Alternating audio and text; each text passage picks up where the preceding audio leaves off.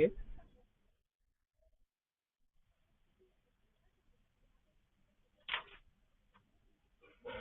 जैसे पिछले श्लोक 26वें श्लोक में था,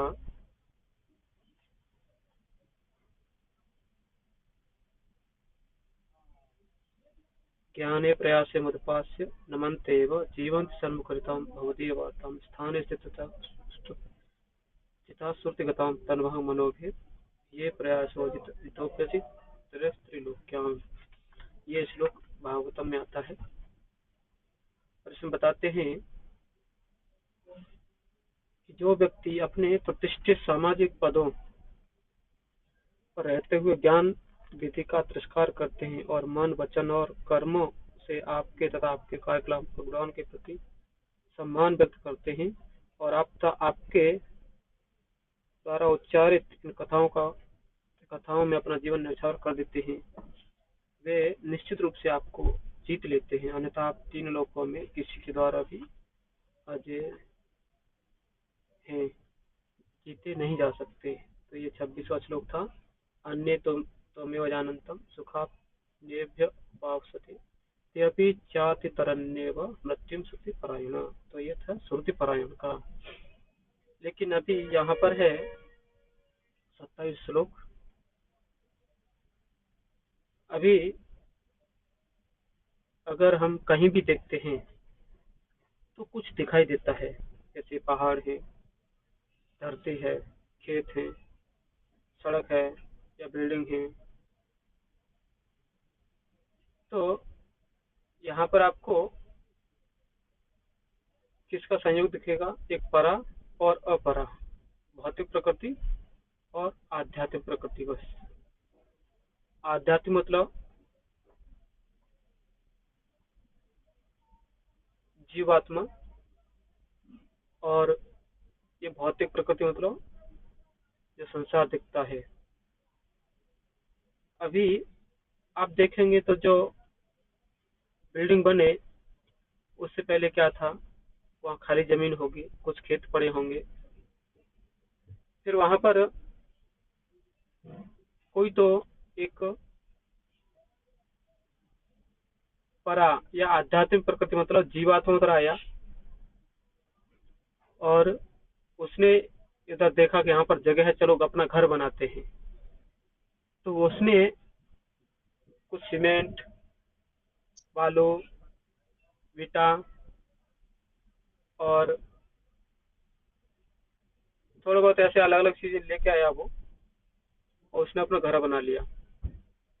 तो ये क्या था? एक संयोग है दोनों का। बस अकेला जीव भी इधर तो रहेगा तो उसका भी कुछ मतलब उसकी तरफ कोई ध्यान नहीं देगा। जैसे आप देखेंगे कुछ छोटे छोटे जानवर रहते हैं, चूहा है या छोटे और की जैसे चींटी है या कुछ पक्षी हैं, उनकी तरफ से कोई ज्यादा ध्यान नहीं देता, क्योंकि वो अपने जीवन में जहाँ भी है कुछ खाते पीते रहते हैं और कहीं भी छोटा सा घर बना के रह लेते हैं।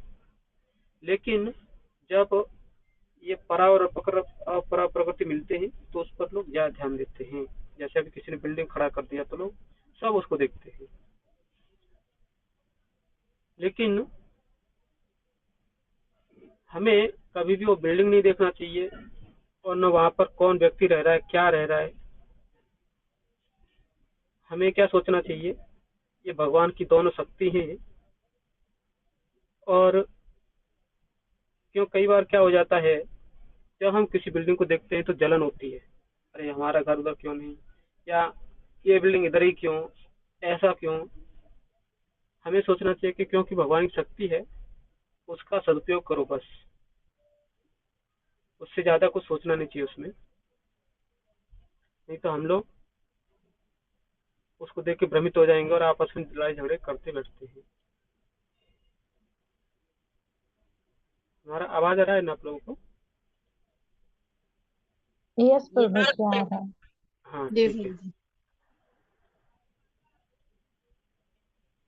समः सर्वेषु भूतेषु तिष्ठन्तः परमेश्वरं विनश्यस्व विनश्यन्तं यः पश्यति स पश्यति। कोई वक्त पढ़ सकता है? हरे कृष्णा प्रभु जी, पढ़ रही यस हूँ माता मैं। जी। हाँ, पढ़िए माता जी। हाँ ठीक है। हरे कृष्णा प्रभु जी, दंडवत प्रणाम। दंड जो प्रणाम माता जी। परमात्मा को समस्त शरीरों में आत्मा के साथ देखता है और वह यह जानता है कि इस नश्वर शरीर के भीतर न तो आत्मा न ही परमात्मा कभी भी विनष्ट होती है, वही वास्तव में देखता है। तात्पर्य, श्री प्रभुपाद के द्वारा, प्रभुपाद की जय। जो व्यक्ति सत्संगी से तीन वस्तुओं को शरीर शरीर का स्वामी या आत्मा तथा आत्मा के भिन्न को एक साथ संयुक्त देखता है, वही सच्चा ज्ञानी है। जब तक आध्यात्मिक विषयों के वास्तविक ज्ञाता की संगति नहीं मिलती, तब तक कोई इन तीनों वस्तुओं को नहीं देख सकता। जिन लोगों को ऐसी संगति नहीं होती, वे अज्ञानी हैं। वे केवल शरीर को देखते हैं और जब यह शरीर विनष्ट हो जाता है तो समझते हैं कि सब कुछ नष्ट हो गया, लेकिन वास्तविक यह नहीं है। शरीर के विनष्ट होने पर आत्मा तथा परमात्मा का अस्तित्व बना रहता है और वे अनेक विविध चर तथा अचर रूपों में सदैव जाते रहते हैं। कभी कभी संस्कृत शब्द परमेश्वर का अनुवाद जीवात्मा के रूप में किया जाता है, क्योंकि आत्मा ही शरीर का स्वामी है और शरीर के विनाश होने पर वह अन्यत्र देहांतर कर जाता है। इस तरह वह स्वामी है, लेकिन कुछ लोग इस परमेश्वर शब्द का अर्थ परमात्मा लेते हैं। प्रत्येक दया में परमात्मा तथा आत्मा दोनों रह जाते हैं, वे विनष्ट नहीं होते। जो इस प्रकार देख सकता है, वही वास्तव में देख सकता है कि क्या घटित हो रहा है। हरे कृष्णा प्रभु जी। हरे कृष्णा। बहुत बहुत धन्यवाद माता जी। तो यहाँ पर इस श्लोक में देखेंगे कि आत्मा और परमात्मा, जो मतलब परमात्मा देखेंगे तो परमात्मा हर एक के शरीर में है। आपने वो चित्र देखा होगा शायद है, पंडित समदर्शिना वाला। उसमें हाथी, कुत्ता, चांडाल, पक्षी सब दिखाए गए उसमें। तो उसमें सब में परमात्मा दिखाए गए हैं और जो भक्त है वो सब के अंदर परमात्मा को देख रहा है। तो वही है, लेकिन वहां पर उस शरीर में आत्मा भी है। आत्मा सिर्फ एक शरीर को देख रहा है और जबकि परमात्मा परमात्मा सभी शरीरों को देखते हैं और किसको क्या तकलीफ है, किसके कर्म क्या है, उसके अनुसार कौन सा दंड मिलना चाहिए, क्या पुरस्कार मिलना चाहिए, सब परमात्मा कराते हैं। क्योंकि ये है जो हमारा अभी हम लोग पढ़ रहे हैं 27 से और 35 तक, तो यह है ज्ञान चक्षु की प्राप्ति। तो इसलिए इसमें बताया गया कि ये मत सोचो, क्योंकि आत्मा और परमात्मा किसमें थे, शरीर में थे, लेकिन शरीर नष्ट हो गया तो आत्मा परमात्मा वो भी नष्ट हो गए, ऐसा नहीं है। आत्मा और परमात्मा कभी भी नष्ट नहीं होते, यह वास्तव में हमें पता होना चाहिए। रूपा जी तात्पर्य में बता रहे हैं कि सब साथ में रहते हैं, आत्मा भी परमात्मा, या फिर जैसे इधर बोला गया है शरीर और शरीर का स्वामी आत्मा और आत्मा का मित्र परमात्मा। तो ये तीन है। अभी हम लोग इसमें पहले से ही पढ़ते आ रहे हैं इसको, प्रकृति, पुरुष और जीवात्मा। तो तीनों ही इन शरीरों में ही रहते हैं, लेकिन ये शरीर जब नष्ट होता है तो न तो आत्मा और न परमात्मा। आपने कभी देखा होगा कि किसी घर में लोग रहते हैं, बहुत सारे लोग रहते हैं, हर घर में ही रहते हैं लोग। और लेकिन जब कहीं पर या किसी कारणवश उस घर को तोड़ा जाता है, तो अगर अचानक तोड़ा जाता है तो भौतिक तरह से देखेंगे वो लोग कई बार दब जाते हैं, मर जाते हैं। लेकिन ज्यादातर क्या होता है, जब लोग खाली करके चले जाते हैं उसको तोड़ने से पहले। तो ऐसे ही ये आत्मा परमात्मा भी इस शरीर के साथ नष्ट नहीं होते, वो इस शरीर को छोड़ के अगले गंतव्य के लिए आत्मा के साथ परमात्मा भी चले जाते हैं। और देहांतरण के बारे में तो आपको पता ही है कि 84 लाख योनियां हैं, उसमें जीव अलग अलग भटकते रहता है। तो ये उस आत्मा का गंतव्य स्थान, उसके अपने कर्मों के अनुसार कहाँ जाना है, ये परमात्मा के नियंत्रण में रहता है और परमात्मा उसको अपने साथ चले जाते हैं।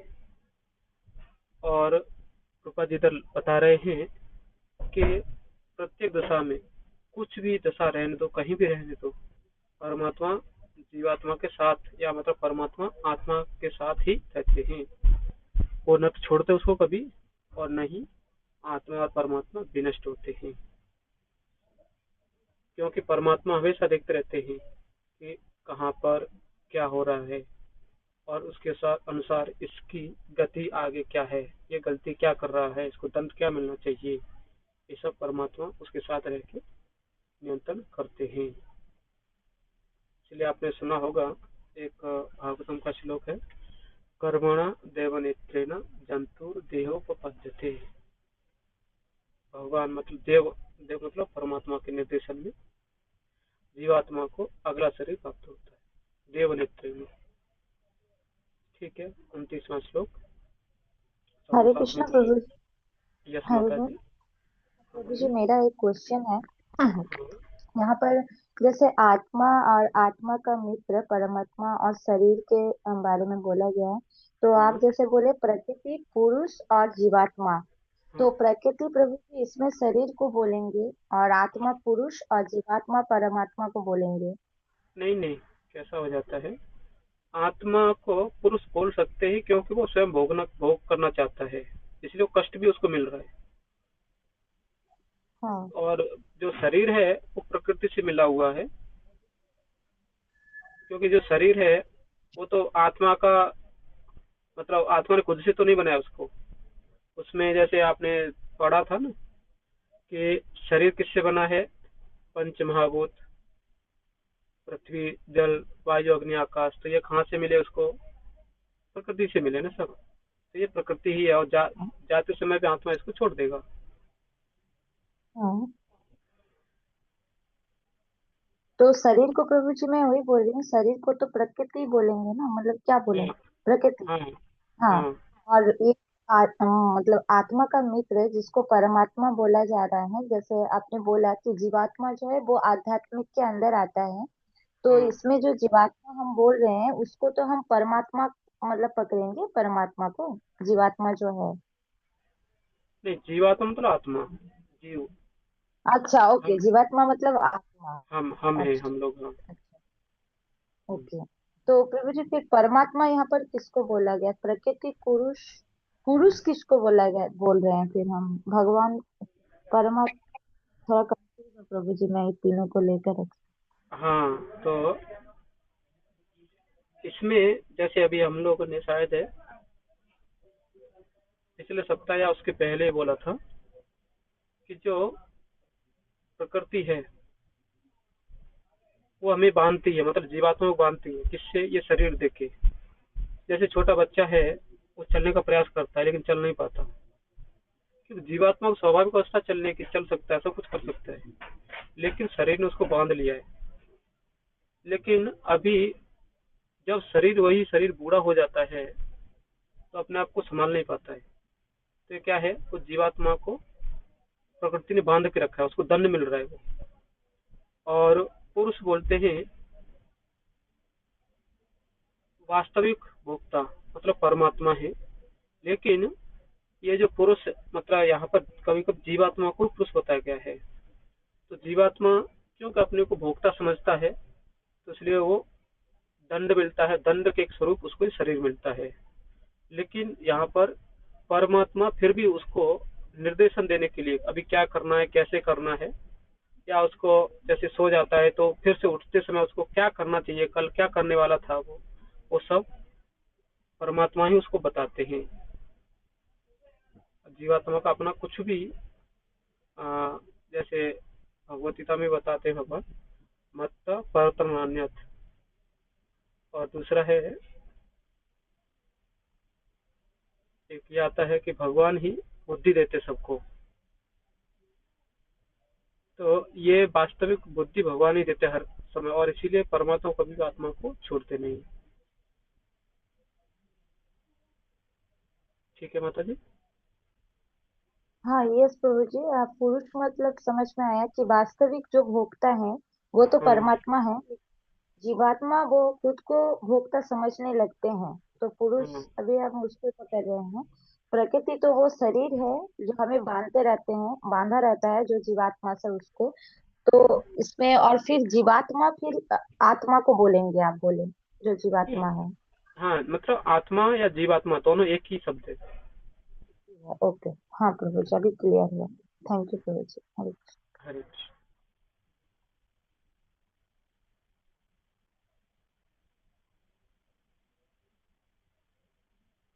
समं पश्यन् हि सर्वत्र समवस्थितमीश्वरम् न हि नश्चात्मनात्मानं ततो याति परां गतिम्। कोई भक्त प्रभु जी पढ़े? मैं पढ़ूं। हाँ पढ़िए माता जी। जो व्यक्ति परमात्मा को सर्वत्र तथा प्रत्येक जीव में समान रूप से वर्तमान देखता है, वह अपने मन के द्वारा अपने आप को भ्रष्ट नहीं करता। इस प्रकार वह दिव्य गंतव्य को प्राप्त करता है। तात्पर्य श्रील प्रभुपाद की जय। जीव अपना भौतिक अस्तित्व स्वीकार करने के कारण अपने आध्यात्मिक अस्तित्व से पृथक स्थित हो गया है, किंतु यदि वह समझता है कि परमेश्वर अपने परमात्मा स्वरूप में सर्वत्र स्थित है, अर्थात यदि वह भगवान की उपस्थिति प्रत्येक वस्तु में देखता है, तो वह विघ्नकारी मानसिकता से अपने आप को नीचे गिराता और इसलिए वह क्रमशः वैकुंठ लोक की ओर बढ़ता जाता है। सामान्यतः मन इंद्रिय तृप्तिकारी कार्यों में लीन रहता है, लेकिन जब वही मन परमात्मा की ओर उन्मुख होता है तो मनुष्य आध्यात्मिक ज्ञान में आगे बढ़ जाता है। हरे कृष्ण। धन्यवाद माता जी।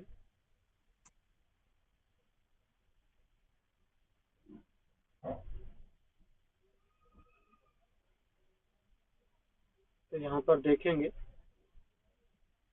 क्रम से है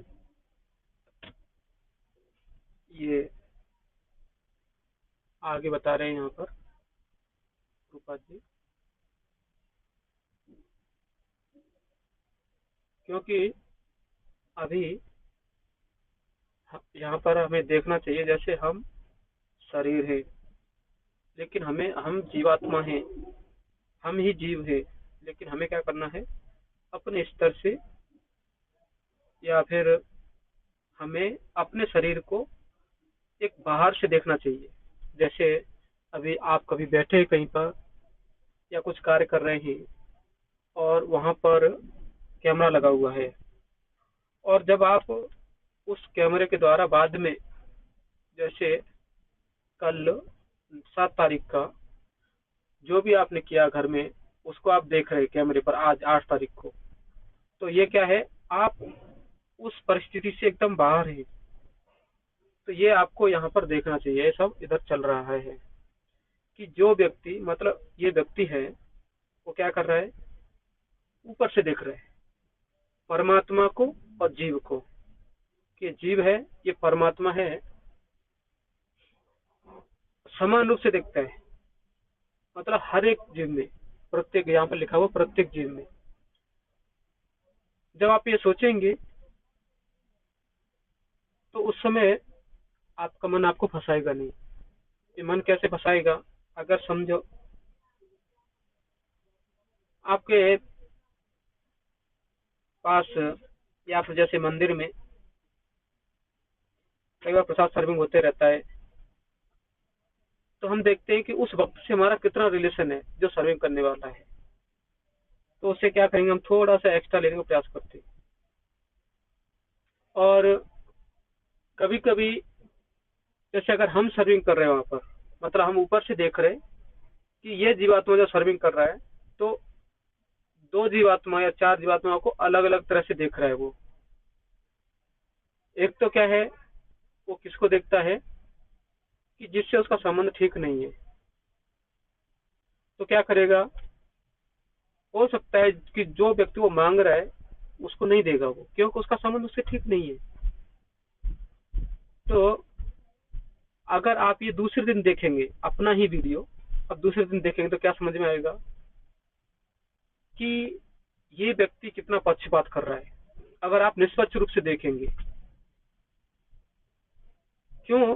क्योंकि वो तो व्यक्ति, मतलब अगर आपके घर में ही प्रोग्राम है तो आप सोचेंगे कि उस व्यक्ति को हमने घर में बुलाया, और ज्यादा नहीं है कि तो कुछ मांग रहा है और बाद में पता चलता है बहुत बचा है उधर पीछे, क्या करेंगे, उसको दे सकते उसको।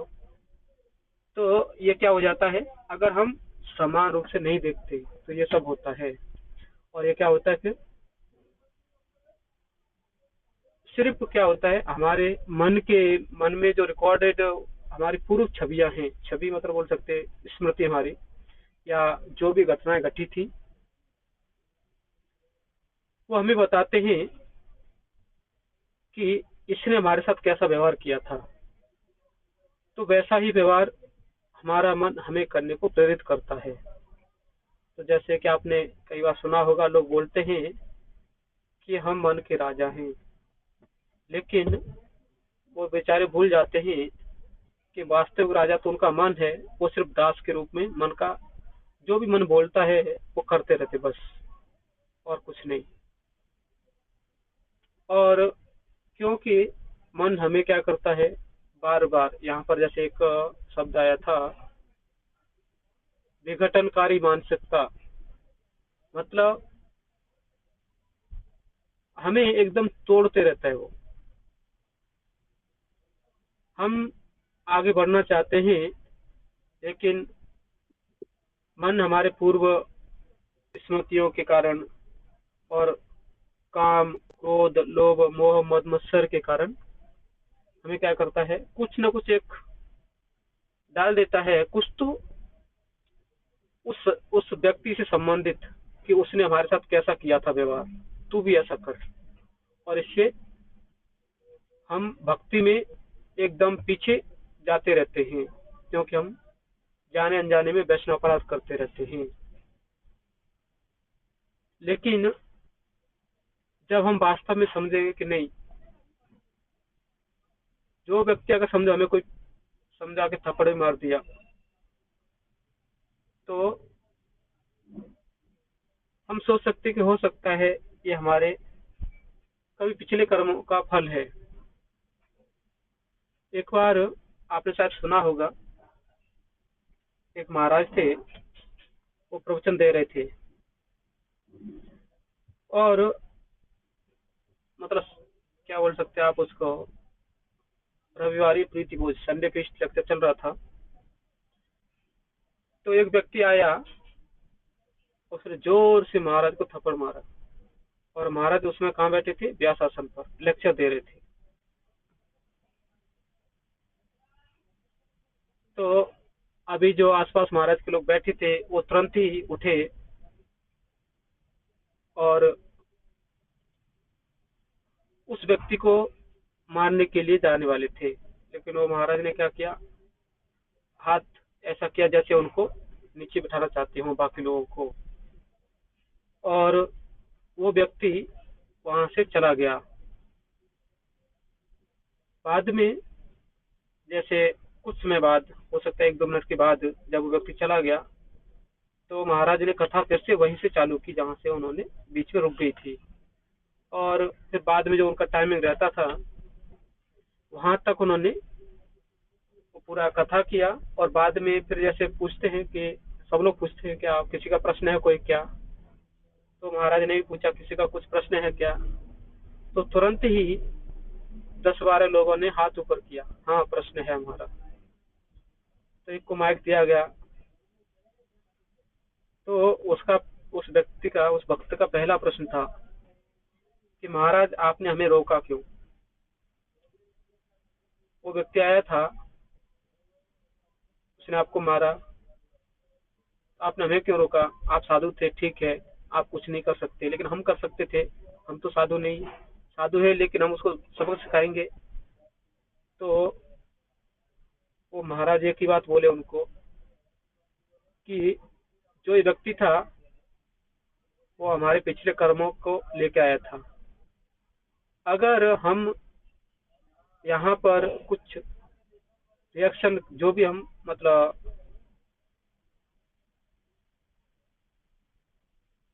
जो भी हम कार्य करेंगे उसके प्रति, उसके साथ दुर्व्यवहार करेंगे या हम करवाएंगे, तो ये क्या होगा, आगे का कर्मा और बनेगा।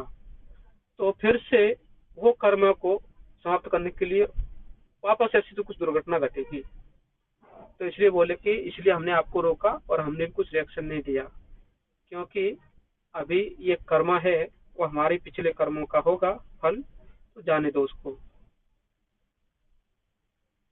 तो अभी आप सोच सकते हैं, अगर उस समय उस व्यक्ति के प्रति वो महाराज कुछ कार्य करते या लोगों से कुछ करवाते या कुछ लोगों को रोकते नहीं, तो क्या होता था, वो मंदिर की बात पुलिस तक पहुंचती थी।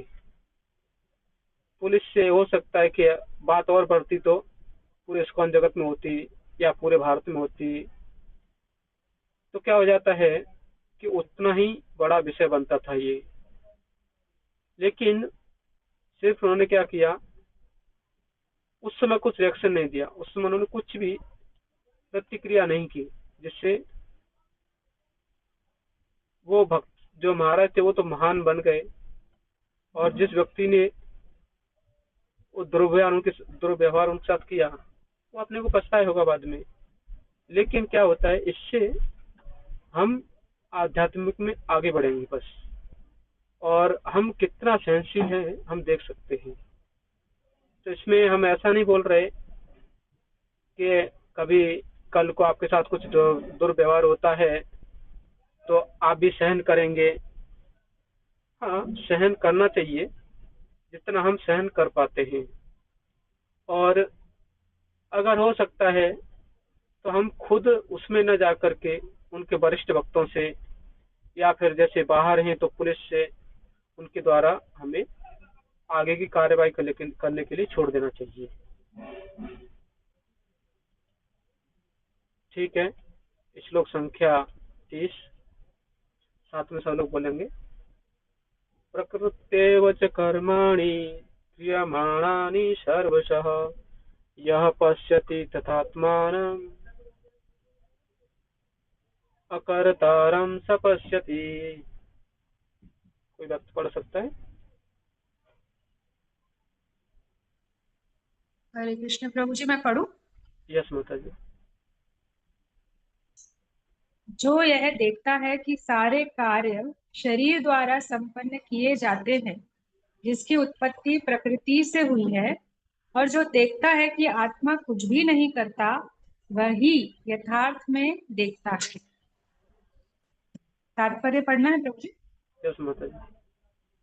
तात्पर्य, यह शरीर परमात्मा के निर्देशानुसार प्रकृति द्वारा बनाया गया है, और मनुष्य के शरीर के जितने भी कार्य संपन्न होते हैं वे उसके द्वारा नहीं किए जाते। मनुष्य जो भी करता है, चाहे सुख के लिए करे या दुख के लिए, वह शारीरिक रचना के कारण उसे करने के लिए बाध्य होता है। लेकिन आत्मा इन शारीरिक कार्यों से विलग रहता है। यह शरीर मनुष्य को पूर्व इच्छाओं के अनुसार प्राप्त होता है। इच्छाओं की पूर्ति के लिए शरीर मिलता है, जिससे वह इच्छानुसार कार्य करता है। एक तरह से शरीर एक यंत्र है जिसे परमेश्वर ने इच्छाओं की पूर्ति के लिए निर्मित किया है। इच्छाओं के कारण ही मनुष्य दुख भोगता है या सुख पाता है। जब जीव में यह दिव्य दृष्टि उत्पन्न हो जाती है तो वह शारीरिक कार्यों से पृथक हो जाता है। जिसमें ऐसी दृष्टि आ जाती है वही वास्तविक दृष्टा है। हरे कृष्ण। थैंक हरे कृष्ण। यू। धन्यवाद। प्रणतम।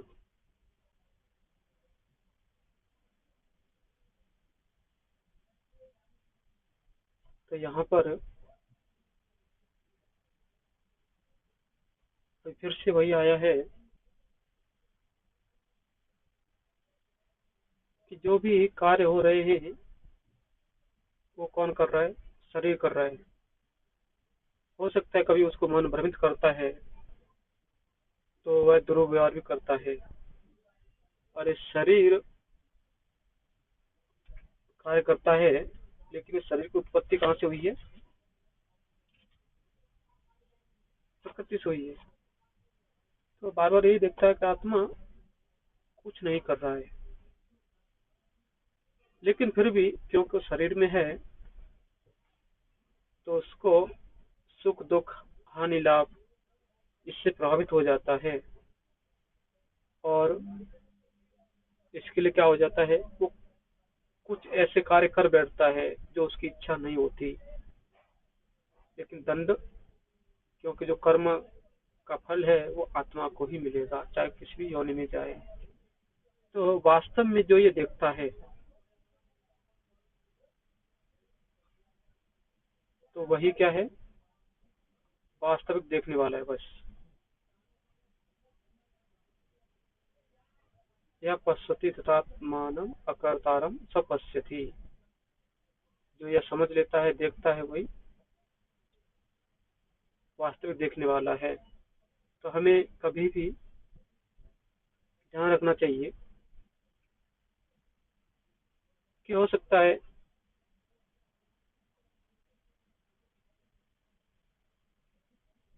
कि जो भी हम करते हैं, यहाँ पर जो कर रहे हैं, वो हमारे पुराने कर्म फल हैं, उसको भुगतते हैं। लेकिन जो हम करते हैं उसके लिए हमें हमेशा सतर्क रहना चाहिए। हम जो भी कार्य करते हैं वो गुरु साधु और शास्त्र के अनुसार रहेगा तो हमें वापस इस शरीर जैसे बंधन में वापस पड़ना नहीं पड़ेगा। और जैसे कि यहाँ पर बताया गया है कि शरीर क्या है? एक यंत्र है। और ये किसने दिया है? परमेश्वर ने, भगवान ने दिया है हमें। किसके लिए दिया है? क्योंकि हमारी कुछ इच्छाएं थी, हम कुछ भोगना चाहते हैं, लेकिन क्या होता है, हमें दुख ही मिलते हैं। कभी कभी हमारे मन के अनुसार होता है तो हम उसको सुख मानते हैं बस। लेकिन जब कोई व्यक्ति अपने आप को देखता है कि हम शरीर नहीं, हम आत्मा हैं, ये शरीर के जो कार्य हैं उनको हमें रोकना चाहिए। तो इसलिए जो ज्ञानी लोग रहते हैं, पहले आपने भी शायद सुना होगा कि उन्होंने संजीवनी समाधि ली। क्यों? क्योंकि उनको पता चला हम शरीर नहीं, हम आत्मा हैं। तो इस शरीर के कार्यों को हम क्यों नहीं रोक सकते? तो पहले वो प्रैक्टिस करते हैं, और फिर बाद में जब वो सोचते हैं कि हाँ अभी हमें इस शरीर की आवश्यकता नहीं है, इस शरीर में कुछ भी कार्य करने की आवश्यकता नहीं, तो वो लोग समाधि लेते हैं। तो जैसे आपने ज्ञानेश्वर महाराज के बारे में सुना होगा, उन्होंने संजीवन समाधि ली थी। और भी जैसे और भी आसपास जो लोग रहते हैं, कुछ ज्ञानी लोग, उन्होंने भी, वो लोग भी लेते हैं कई बार समाधि। तो वो क्या लेते हैं? समाधि लेना मतलब अपने जितना ही एक बर्तन, मिट्टी का बर्तन बनवाते हैं, जो कि उनके पास उल्टा ऐसा रख दिया जाए तो वो कवर कर सके, जैसे कोई दूसरा कीड़ा वगैरह उनको कष्ट न दे। तो ऐसे ही एक बार एक गांव में ऐसे हुआ था कि एक साधु समाधि ले रहा था। तो पुलिस उधर आई, पुलिस को पता चला, पुलिस भी आई। उसने बोला देखो, आप जब तक जीवित हैं तब तक हम आपको ऐसे धरती के अंदर दबाने नहीं देंगे किसी को। तो ठीक है। तो व्यक्ति उधर ही तुरंत देखा लोगों ने, उसकी सांस नहीं चल रही है, वो मर गया है। तो सब लोग, उनके जो शिष्य लोग थे, उन्होंने उनको उठाया और जो बर्तन बना हुआ था उसके नीचे उनको रख दिया, मतलब पहले बिठाया उनको, ऊपर से वो बर्तन रख दिया। तो वो थोड़ा सा, उसका बैलेंस ठीक नहीं था, जो बर्तन था उसका, तो उनके शरीर पर ही गिर रहा था। तो उस तुरंत ही अंदर से आवाज आया कि आपने जो बर्तन रखा है उसको ठीक से रखो, वो हमारे शरीर को दबा रहा है, हमें दर्द हो रहा है। तो फिर से उनको निकाला गया, क्योंकि पुलिस साथ में थी। तो कुछ बोला, जब तक जीवित है तब तक इनको दबा नहीं सकते आप। तो मतलब क्या था कि आज भी लोग जो हिमालय में हैं, या जो साधु, जो बोल सकते ज्ञानी लोग हैं, क्योंकि ये क्या है, ज्ञान चक्षु की प्राप्ति के लिए जो इधर चर्चा चल रहा है, तो जो ज्ञानी लोग हैं वो भगवान की सेवा तो करते नहीं है, इसीलिए वो क्या सोचते हैं कि इस शरीर की हमें कोई कार्य नहीं है अभी, इसको हमें नहीं चाहिए ये, और इससे हम जितना भी कुछ कार्य करेंगे हमें अंतिम दुख ही मिलेगा बाद में। तो वो लोग समाधि लेने का प्रयास करते हैं। लेकिन जो भक्त है वो जानता है कि भगवान ने शरीर दिया है, तो क्यों ना हम इसको हम भगवान की सेवा में लगाएं। और क्योंकि अगर भगवान की सेवा करते रहेंगे तो ये शरीर शुद्ध हो जाएगा और भगवत धाम जाने का एक साधन भी हो जाएगा, जहाँ पर क्योंकि हम जो अभी यहाँ सेवा कर रहे हैं वही हम भगवत धाम में सेवा करेंगे। तो ये भक्त की ओर से दृष्टिकोण रहता है। लेकिन मायावादी लोग या जो ज्ञानी लोग रहते हैं वो लोग समाधि लेने का प्रयास करते हैं। श्लोक संख्या 31। यदा भूत पृथक भावम एकस्थम अनुपश्यति तत एव च विस्तारम धम्म संपद्यते तदा। कोई भक्त पढ़ सकता है?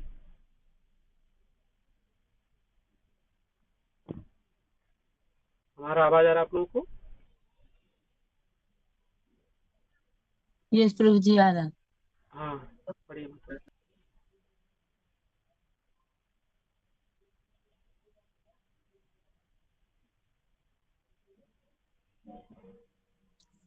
हरे कृष्ण स्वामी। हाँ, यस प्रभु जी, प्रणाम प्रभु। यस। हे भरतपुत्र, जिस प्रकार सूर्य अकेले इस सारे ब्रह्मांड को प्रकाशित करता है, उसी प्रकार शरीर के भीतर स्थित एक आत्मा सारे शरीर को चेतना से प्रकाशित करता है। चेतना के संबंध में अनेक मत है। यहाँ पर भगवत गीता में सूर्य तथा धूप का उदाहरण दिया गया है। जिस प्रकार सूर्य एक स्थान पर स्थित रहकर ब्रह्मांड को लेकर आलोकित करता है, उसी तरह आत्मा रूप सूक्ष्म कण शरीर के हृदय में स्थित रहकर चेतना द्वारा सारे शरीर को आलोकित करता है। इस प्रकार चेतना ही आत्मा का प्रमाण है।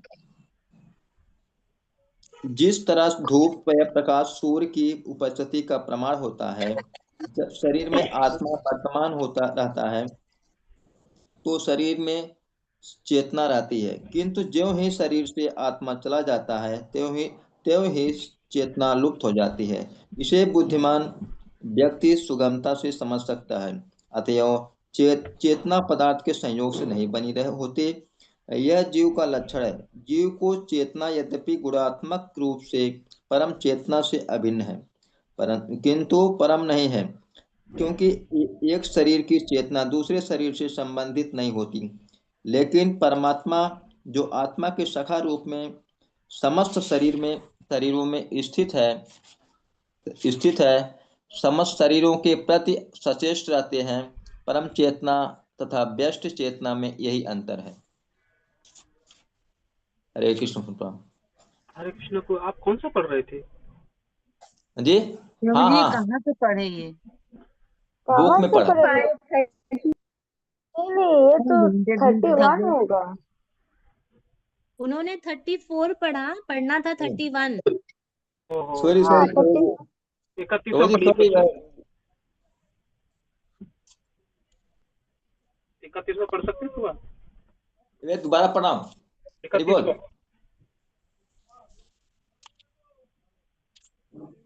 ये प्रभु जी 31 पढ़ लीजिए आप, 31 का। जब जब विवेकवान व्यक्ति विभिन्न भौतिक शरीरों के कारण विभिन्न स्वरूपों को देखना बंद कर देता है और यह देखता है कि किस प्रकार से जीव सर्वत्र फैले हुए हैं, तो वह ब्रह्म बोध को प्राप्त होता है।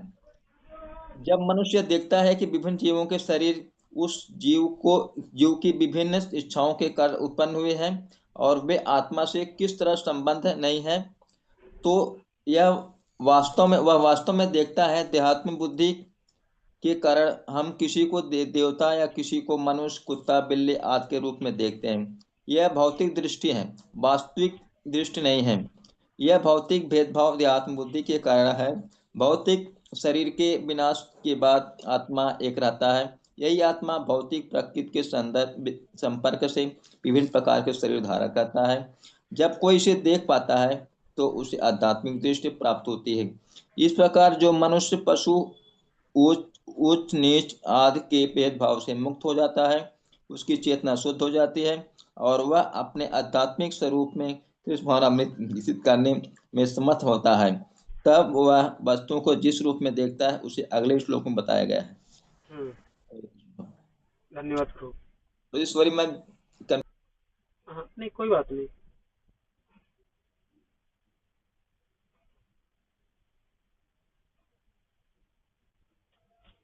तो यहाँ पर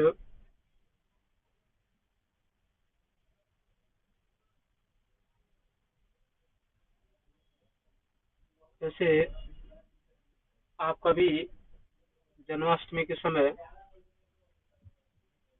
और मंदिर के कैमरा रूम में आते हैं, तो क्या होता है, बहुत से लोग उसमें दिखाई देते हैं।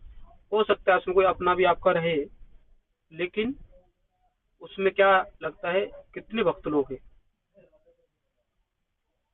तो फिर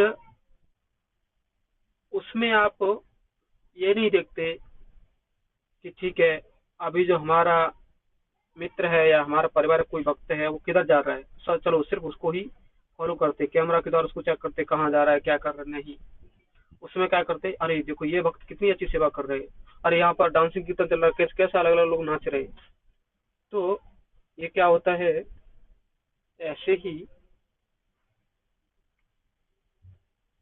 शुरुआत में जब हम लोग भक्ति में नहीं रहते या फिर भक्ति में आते हैं तो हम थोड़ा सा अलग अलग देखते हैं कि हाँ देखो ये वक्त कितना अच्छा है। और जब शुरू में आते हैं तो हो सकता है कि कई वक्त लोग आपको उत्साहित भी करते हैं, अच्छा है माला कीजिए, कितना करते हैं। और जब बार बार आते हैं तो क्या होता है, कई बार हम जिस वक्त से आसक्त हुए थे, भक्ति में जुड़े, तो उससे आसक्त हो जाते हैं। और जब मंगल आरती में आते हैं हम, तो वो वक्त दिखाई नहीं देता किधर गया। क्यों? क्योंकि सबका ड्रेस एक ही है, सब धोती कुर्ते में दिख रहे उधर, वो दिखता ही नहीं। जैसे आपने एक और अनुभव किया होगा कि जब बच्चे लोग स्कूल जाते हैं और स्कूल छुट्टी होती है या उनका कुछ स्कूल फंक्शन है, वो सब के सब एक जैसे दिखाई देते हैं क्योंकि सबका ड्रेस एक जैसा है। तो उसमें कई बार कंफ्यूजन होता है कि अरे हमें जिसके लिए आए थे वो बच्चा किधर है। तो लेकिन बाद में वो उधर से भाग के आता है, तब समझ आता है अरे ये है क्या। तो ऐसे ही ये सब लोग क्या है, भौतिक शरीर है बस, और कुछ नहीं। और जो शुद्ध भक्त होते हैं या जो ज्ञानी होता है वो देखता है, जैसे अगर वो अनुचित कुछ कार्य कर रहा है, या जैसे देखेंगे तो कई बार कोई व्यक्ति सिगरेट पीने जा रहा है और आप अगर छत पर खड़े हैं और उस व्यक्ति को देख रहे नीचे कि देखो घर से कुछ बोल के गया है, वो दुकान पर गया है, वहां से उधर जा रहा है, अभी उधर जाके पी रहा है अभी, अभी फिर से वो छुपा के हाथ मुंह धो के वापस आ रहा है। तो दूसरे दिन फिर से देखेंगे कि अभी कौन सा कारण बता रहा है घर में, फिर से अभी ये कारण बता के जा रहा है, फिर से दुकान पर जा रहा है। तो जब 3-4 बार देखेंगे तो फिर अगर आप उस व्यक्ति के बारे में सोचेंगे तो पता चलता है कि ये व्यक्ति उस जिज्ञासा से या उस सिगरेट से बंध गया है। कुछ भी करेगा लेकिन वो जाएगा ही, कुछ न कुछ कारण बताएगा, वो जाएगा ही। जैसे और एक आपने शायद देखा होगा कि बच्चों को कुछ खाना पसंद है, जैसे अभी दीपावली में बनाया होगा सबने अपने अपने घर में, और बच्चों को जो पसंद है हो सकता है वो आपके घर में बनता है, बनाया हो आपने। तो छोटे बच्चे भी क्या करते हैं, कुछ न कुछ बहाना करेंगे आपके पास आने का, और उनको क्या चाहिए, वही पदार्थ चाहिए खाने के लिए। तो बहाना करके क्या करते हो, सिर्फ खाना चाहते बस, क्योंकि उसको वो पसंद है। तो ये व्यक्ति जब एक माँ का दृष्टिकोण का रहता है, हाँ जो भी है अभी कुछ भी कारण बताएगा लेकिन उसको क्या चाहिए, वो पदार्थ चाहिए खाने के लिए। तो यही है ब्रह्म बोध की स्थिति। अभी इस संसार में जो भी व्यक्ति है या तो अपने अहंकार को थोड़ा बढ़ाना चाहता है, दंभ मतलब कोई दिखावा करना चाहता है ना। कई बार आपने देखा होगा तो अपनी गाड़ी लेके जब 2 व्हीलर लेके जाता है, वो कुछ तो अलग प्रकार का आवाज निकलता है। क्यों? लोग उसको देखना चाहिए बस। तो ये क्या है, दम्भ है, दिखावा है बस। ऐसे ही ये जितने भी शरीर हैं सबको अपनी अपनी कंडीशन है, क्योंकि उसके मन को जो काम, क्रोध, लोभ, मोह और मद मत्सर, इनमें से कुछ तो एक है जो कंट्रोल कर रहा है। और जब आप उस व्यक्ति के कार्य को मत देखो, उसको सिर्फ ध्यान दो बस कि ये क्या कर रहा है और क्यों कर रहा है, आपको अपने आप समझ में आ जाएगा। और आप क्या करेंगे, उस व्यक्ति के कार्यों को अनदेखा कर दें। क्यों? क्योंकि अभी ये व्यक्ति इसके कारण, जैसे अभी आपने देखा होगा कोई भक्त है या भक्त बनने का प्रयास कर रहा है, उसका क्रोध पर नियंत्रण नहीं है, तो कुछ न कुछ करके उसका हर रोज किसी न किसी भक्त से झगड़ा होगा। अगर आप हर बार पता चल रहा है झगड़ा हुआ है, कौन कौन थे, वो और वो भक्त थे, ठीक है, दूसरे दिन फिर से वो भक्त थे, तो आप क्या सोचेंगे तीसरे दिन, अरे वही लोग होंगे, अरे क्या है, उनको जाने दो, उनके उसमें अपना समय बर्बाद करना है। तो क्या हो जाता है, आप उस मतलब परिस्थिति से अंदर, उस परिस्थिति के अंदर घुसेंगे नहीं। आप फिर क्या करेंगे, उसको देखना बंद कर देंगे बस। फिर क्या देखेंगे फिर कि वो व्यक्ति ऐसा ही है, छोड़ दो उसको और बाकी अपना समय का सदुपयोग करो बस। कई बार आपने देखा होगा कि भक्त लोग भी जब भगवान का ड्रेसिंग करते हैं तो उनका भी एक अलग अलग स्टाइल रहता है ड्रेसिंग करने का भी, और कभी कभी समझ जाते हैं कि हाँ ऐसा ड्रेसिंग क्या है ना, वही भक्त होगा। तो ये क्या है, अगर कोई अपना जो सेवा भाव है भगवान की सेवा में लगाता है, जो भी स्वभाव है उसको, तो उसको हम सराहना भी करते हैं और सराहना करनी भी चाहिए। क्योंकि हो सकता है कि आज वो भगवान की सेवा थोड़ा सा दिखावे के लिए कर रहा है, लेकिन सेवा करते करते वो शुद्ध हो जाएगा तो वो शुद्ध भक्ति बन जाएगा, और जब शुद्ध भक्त बनेगा तो सबको प्रेरणा देगा वो। तो इसलिए हमें कभी भी उसकी देहात्म बुद्धि के कारण उसको भेदभाव नहीं करना चाहिए। अभी और देखेंगे कि जब कोई भी है, जैसे अभी यहाँ पर तो कुत्ता, बिल्ली, देवता, इनका उदाहरण दिया गया है, ये बताते हैं सब, लेकिन वो है कौन, आखिर आत्मा ही है। आज बिल्ली है, वो भी एक आत्मा ही है, लेकिन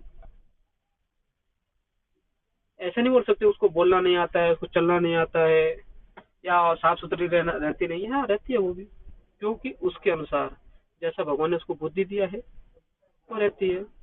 वो बोलती है, उसके समाज वाले उसको समझ पाते हैं। अभी आप देखो, हो सकता है आप पुणे में रहते हो और हिंदी बोलते हैं या मराठी बोलते हैं। अगर आप कर्नाटक चले गए, तमिलनाडु चले गए, आपको भाषा कौन समझेगा? आपका समाज ही समझेगा बस, दूसरे कौन समझेगा आपको? तो ऐसे ही उनका भी अपना अपना समाज है, वो समझता है उनकी भाषा को। इसलिए हमें कभी भी भौतिक दृष्टि से किसी की निंदा वगैरह नहीं करना चाहिए। बस ये समझना है तो बेचारा आत्मा है, इस शरीर में पड़ गया है, लेकिन हमें न तो उस व्यक्ति से न उस शरीर से आसक्त होना है। जिससे कि भरत महाराज का आपने उदाहरण सुना होगा कि हिरण से आसक्त होने के कारण उनको वापस हिरण का शरीर लेना पड़ा। तो अभी तो कम से कम अच्छा है, मनुष्य हम लोग समझते हैं, भगवान की सेवा कर पाते हैं। अभी देखो, कुत्ते या बिल्ली बन गया कोई, तो ना तो मंदिर जा सकता है, और गया भी तो लोग भगा देते हैं, है ना। जानवरों को मंदिर नहीं जाने देते लोग। अभी कोई बड़ा बंदर जैसे एनवीसीसी है, वहां पर तो एक जाल लगा के रखा है, उधर पक्षी भी नहीं जा सकते। तो ये क्या हो जाता है, क्योंकि ये हम पहले समझ रहे हैं हम आत्मा है, और जो शरीर में दिख रहे हैं अलग अलग, वो भी एक आत्मा ही है। और उनको मतलब भक्ति में प्रगति कैसे कर सकते हैं, ध्यान रखना चाहिए। जैसे कुत्ता है या बिल्ली है, तो उनको भगवान का प्रसाद कुछ है तो दे सकते हैं, जिससे क्या होगा, उसकी आसक्ति आपके प्रति होगी, न कि आपको उसके प्रति आसक्ति नहीं होना चाहिए। जिससे अगर वो कुत्ता या बिल्ली जब मरती है, तो उस समय उसकी आपकी याद आएगी कि देखो कितना अच्छा खिलाता था, कभी डांटा नहीं उसने, कितना अच्छा था वो। और हो सकता है आपका ध्यान करते हुए बिल्ली मर गई या कुत्ता मर गया, तो क्या करेगा, कम से कम भक्त तो बनेगा वो अगले जीवन में। और अगर उसको हो सकता है उसका अच्छा कुछ कर्म रहा, भगवान जैसे उसने कुछ अच्छा कार्य किया हो पिछले जन्म में, किसी कारण से आया हो, तो गौतम भी जा सकता है वो आपके कारण। तो इसलिए हमें कभी भी ऊंच नीच का भेदभाव नहीं होना चाहिए। सिर्फ क्या करना, हमारी चेतना शुद्ध है, मतलब जो व्यक्ति है सामने उसकी चेतना शुद्ध है, और हो सकता है तो उसकी अगर हमारे कारण चेतना आगे बढ़ती है, कृष्ण भावना विकसित होती है, तो हमें उसकी मदद करना चाहिए बस। तो ये क्या है, ज्ञान चक्षु। हमें क्या देखना है, उस व्यक्ति के दुर्गुणों को नहीं, गुणों को ध्यान में रखते हुए, और वो शरीर नहीं आत्मा है, ये ध्यान रखना चाहिए।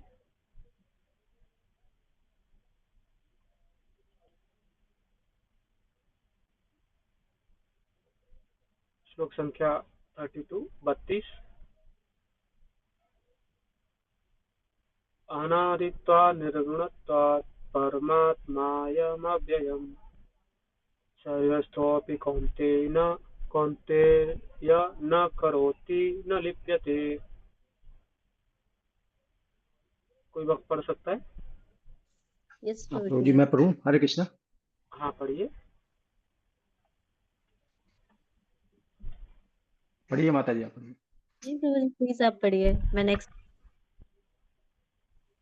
हरे कृष्णा। शाश्वत दृष्टि संपन्न लोग यह देख सकते हैं कि अविनाशी आत्मा दिव्य, शाश्वत तथा गुणों से अतीत है। हे अर्जुन, भौतिक शरीर के साथ संपर्क होते हुए भी आत्मा ना तो कुछ करता है और ना लिप्त होता है। तात्पर्य: ऐसा प्रतीत होता है कि जीव उत्पन्न होता है क्योंकि भौतिक शरीर का जन्म होता है, लेकिन वास्तव में जीव शाश्वत है। वह उत्पन्न नहीं होता और शरीर में स्थित रहकर भी वह दिव्य तथा शाश्वत रहता है। इस प्रकार यह विनष्ट नहीं किया जा सकता। वह स्वभाव से आनंदमय है। वह किसी भौतिक कार्य में प्रवृत्त नहीं होता। अतएव भौतिक शरीरों के साथ उसका संपर्क होने से जो कार्य संपन्न होते हैं वे उसे लिप्त नहीं कर पाते। हरे कृष्णा प्रभु जी। हरे कृष्ण।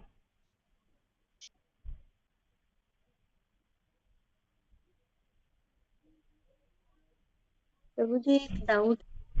हाँ बोलिए माता जी।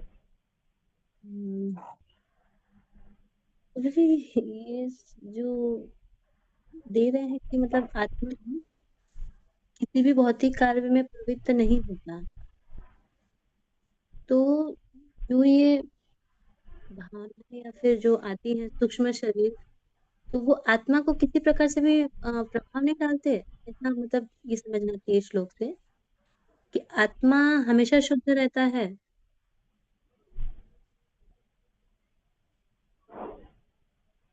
तो आप क्या कहना चाहती हैं वास्तव में बताइए। मुझे ऐसा लग रहा है कि जो हम हमारे अंदर जो कमियां हैं या जो कुछ भी आता है, ये शरीर और सूक्ष्म शरीर का पार्ट है, वो आत्मा का नहीं है, ऐसा मैं कंफर्म करना चाहती हूँ। हाँ वही है, क्योंकि जो आत्मा है वो वास्तव में क्या है, भगवान का अंश है। हाँ। आत्मा में कुछ दोष नहीं है। अभी देखेंगे तो आत्मा देखेंगे तो एकदम शुद्ध है, वो शुद्ध भक्त है भगवान का। लेकिन हम क्या सोचते हैं, क्योंकि अभी समझो यहाँ पर आया है, भौतिक शरीर के साथ संपर्क होते हुए भी आत्मा न तो कुछ करता है और न लिप्त होता है।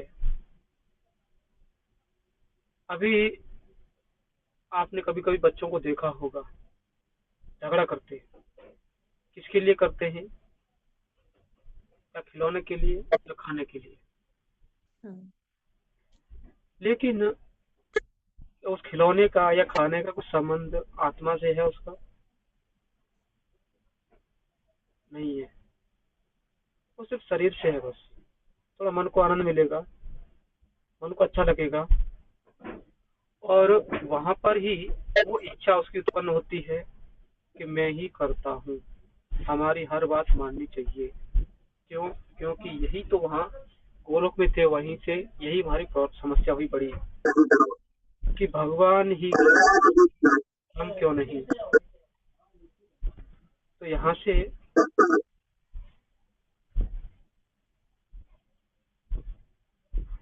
से थोड़ी बड़ी समस्या होती है। और जब इस भौतिक जगत में आते हैं तो हम जो भी संसार में देखते हैं उस पर हम अपना अधिकार जमाना चाहते हैं बस। जो भी व्यक्ति है वो सब क्या करेंगे, हमारी इच्छाओं को पूर्ति करना चाहिए। और जब छोटा बच्चा रहता है तो उसका भी क्या होता है, उसके परिवार वाले, उसके नाना नानी, दादा दादी या और दूसरे परिवार के सदस्य उसको रोता है तो सब लोग चुप कराने लगते हैं, उसको क्या चाहिए खिलाते हैं। तो उसको लगता है कि हाँ मैं ही एक राजा हूँ बस। और यही बीमारी आगे बढ़ती जाती है। और हम क्या करते हैं, हम उसको अपना एकाधिकार मानने लगते हैं। ये वो नहीं सोचते कि उनकी दया से, उनकी इच्छा है वो देते हमें, हमारी कुछ योग्यता नहीं है। लेकिन हम ये भूल जाते हैं और हम क्या सोचते हैं, नहीं हम उसके पात्र हैं, ये सब सुविधा मिलने के हम पात्र, हमें मिलना ही चाहिए। और अभी क्योंकि इतना सब मिलता है, और जब बड़ा हो जाता है व्यक्ति कोई, तो सब मिलना बंद हो जाता है, तो बहुत ही विचलित होता है वो सब पाने के लिए। तो ये क्या हो जाता है, ये भौतिक संसार जिसने हमें उस व्यक्ति को ऐसा सब दिया। लेकिन आत्मा देखेंगे, अभी उंगली है, 5 उंगली हाथ में है, लेकिन आत्मा की उंगली ऐसा नहीं कि मतलब शरीर कभी कभी देखेंगे कि आप उंगली कट जाती है, तो ऐसा थोड़ी कि आत्मा की पहले उंगली नहीं थी या उंगली कट गई है उसकी, नहीं, ये शरीर के साथ हुआ है। लेकिन क्योंकि वो शरीर अपना मानता है, उसको दुख होता है। अभी जैसे आपने उदाहरण सुना होगा कि अगर सामने 2 गाड़ियों में एक्सीडेंट हुआ और उसमें पता चला कि एक गाड़ी हमारी थी, दूसरे किसी की थी, तो दुख होता है हमारी गाड़ी, हो सकता है कि वो तुरंत ही झगड़ा करने जाएगा, कुछ लोगों को लेके जाएगा मारने पीटने के लिए, अपने बेटों को बुलाएगा। लेकिन उधर से तुरंत ही क्या करते हैं, उनके बेटे आते हैं और उनको रोकते हैं, अरे छोड़ दो उसको, वो अपनी गाड़ी नहीं है। बोले अरे ये अपनी तो गाड़ी, देखो नंबर इसका। तो बेटा बोलता कि नहीं, उसको हमने कल ही बेच दिया था। तो अभी वो व्यक्ति कुछ बोलेगा क्या? नहीं बोलेगा वो। क्यों? क्योंकि उसकी गाड़ी नहीं थी, उसने बेच दी। अभी जिसने खरीदी उसको उसका नुकसान हुआ ना, इस व्यक्ति को क्या हुआ? कुछ नहीं। तो क्योंकि वो आसक्ति है। ऐसे ही हमारी जब तक इस शरीर से आसक्ति है, या जितनी ज्यादा आसक्ति है, उतना ही हमें कष्ट होता है। अभी जैसे आप लोग ग्रस्त हैं तो आप लोगों का अनुभव रहेगा, जब कभी आपके ही अपने बहुत प्रिय है कोई, जैसे आपका छोटा बच्चा है, और हो सकता है कि वो चाकू से खेल रहा था, अचानक चाकू से आपको काट देता है, तो आपको दर्द नहीं होता? होता है। लेकिन बच्चा छोटा है, गुस्सा भी नहीं कर सकते उसको। तो अभी वो जो दर्द था किधर गया? अगर वही दूसरा कोई रास्ते चलते, थोड़ा सा अगर किसी कोई पत्थर या लकड़ी लगता था कहीं से, तो उधर कितना झगड़ा करते थे हम। तो ये क्या है जो हमें लगता है, ये सब क्या है? मन में लगता है बस। अगर मन हमारा यहाँ पर अपना मान रहा है कि नहीं नहीं ये तो अपना है, अपने शरीर को कष्ट नहीं होता उसमें, तो ये हमें मानना चाहिए। तो इसलिए कभी भी जहां तक हो सके पहले क्या करो, उसको छोड़ दो, उसकी तरफ देखो मत, ध्यान मत दो, आपको कष्ट नहीं होगा। कई बार आपने देखा होगा कि बच्चों में जो झगड़ा हो जाता है, और पहले देखते हैं वो लोग, बच्चे लोग, कि हमें किसी ने देखा, कि नहीं, ऐसे ही बस आपस में लड़ते हुए गिर गए, तो किसी ने देखा तो रोते नहीं। अगर किसी ने समझो वो लोग घर से बाहर की लड़ाई कर रहे, तो लोग मतलब रोते नहीं कभी भी, छोटे बच्चे। लेकिन जब वो देखते हैं कि हमें 4 लोग देख रहे, तो भले ही उसको नहीं लगा हो, उसमें रोना चालू करेगा। क्यों? तो अभी कंफ्यूजन ये होता है कि उसको लगा था या नहीं लगा था। अभी आप देखो, जब उस माँ को उसके बच्चे ने समझो चाकू गिराया, चाकू से कट गया, तो उसको दर्द नहीं हुआ था, खून भी निकला होगा, तुरंत ही हो सकता है कि मनोपट्टी घर में किया हो, नहीं तो क्लिनिक में जाके कराया हो।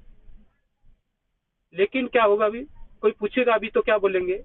अरे नहीं ऐसे ही लग गया थोड़ा सा, बताएंगे भी नहीं कि बच्चे ने काट दिया। हाँ, क्योंकि क्या होगा, हमारे बच्चे को लोग ब्लेम करेंगे, निंदा करेंगे हमारे बच्चे की, उसको कुछ बोलेंगे, तो वो जानबूझ के बोलते नहीं। लेकिन समझो दूसरा कोई कर देता है, भले ही कहीं लगा ना हो हमारे, तो क्या करेंगे हम? 4 लोग बताते बैठते, उसने ऐसा किया था, उसने ऐसा किया था, कितना लगा हमारे।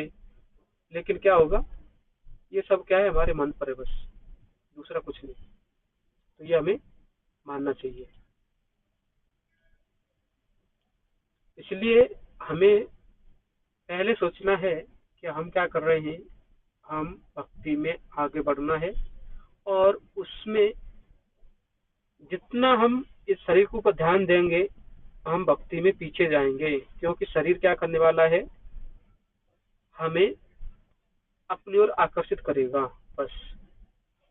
अभी एक बार हमने सुना था कि एक सोसाइटी में मतलब थोड़ा लिफ्ट का प्रॉब्लम था, कुछ तो शायद धीरे चलता था, तो सब लोग निंदा करते थे उस सोसाइटी के, जो भी चेयरमैन होगा या ओनर बिल्डर होगा उसका, कि कितना ये व्यक्ति कंजूस है, थोड़ा लिफ्ट ठीक नहीं कराता है। लेकिन उस व्यक्ति ने देखा कि अगर दूसरा कुछ ऑप्शन है तो अच्छा है, क्योंकि लिफ्ट में बहुत खर्चा आ रहा है ठीक कराने के लिए। उस व्यक्ति ने क्या किया, एक बड़ा सा आईना मतलब मिरर उसमें चिपका दिया। अभी सब लोग क्या करते, जैसे ही अंदर आते थे अपने शरीर को देखते रहते थे। हाँ, हमारा चेहरा कैसा है, हमारा कपड़े कैसे हैं हमारे, ये सब देखते देखते कब वो गंतव्य तक पहुंचे थे उनको पता नहीं चलता था। और धीरे धीरे जो कंप्लेंट था वो समाप्त हो गया। तो मेन क्या है कि जितना हम इस शरीर की तरफ ध्यान देंगे उतना ही हम अपने आप को भूल जाते हैं। ठीक है, हम आगे बढ़ते हैं। 33 यथा सर्वगतं सौक्ष्म्यात् आकाशं नोपलिप्यते सर्वत्रावस्थितो देहे तथात्मानोपलिप्यते। कोई वक्त पढ़ सकता है? प्रभु जी मैं पढ़ूं? हाँ पढ़िए माता जी। यद्यपि आकाश सर्वव्यापी है, किंतु अपनी सूक्ष्म प्रकृति के कारण किसी वस्तु से लिप्त नहीं होता। इसी तरह ब्रह्म दृष्टि में स्थित आत्मा शरीर में स्थित रहते हुए भी शरीर से लिप्त नहीं होता। तात्पर्य, वायु, जल, कीचड़, मल तथा अन्य वस्तुओं में प्रवेश करती है। फिर से पढ़ती हूँ। वायु, जल, कीचड़, मल तथा अन्य वस्तुओं में प्रवेश करती है, फिर भी वह किसी वस्तु से लिप्त नहीं होती। इसी प्रकार से जीव विभिन्न प्रकार के शरीरों में स्थित होकर भी अपनी सूक्ष्म प्रकृति के कारण उनसे पृथक बना रहता है। अतः इन भौतिक आंखों से यह देख पाना असंभव है कि जीव किस प्रकार इस शरीर के संपर्क में है और शरीर के विनष्ट हो जाने पर वह उससे कैसे विलग हो जाता है। कोई भी विज्ञानी इसे निश्चित नहीं कर सकता। तो अभी यहाँ पर भगवान भी उदाहरण दे रहे हैं और प्रभुपाद जी भी उदाहरण दे रहे हैं इसमें।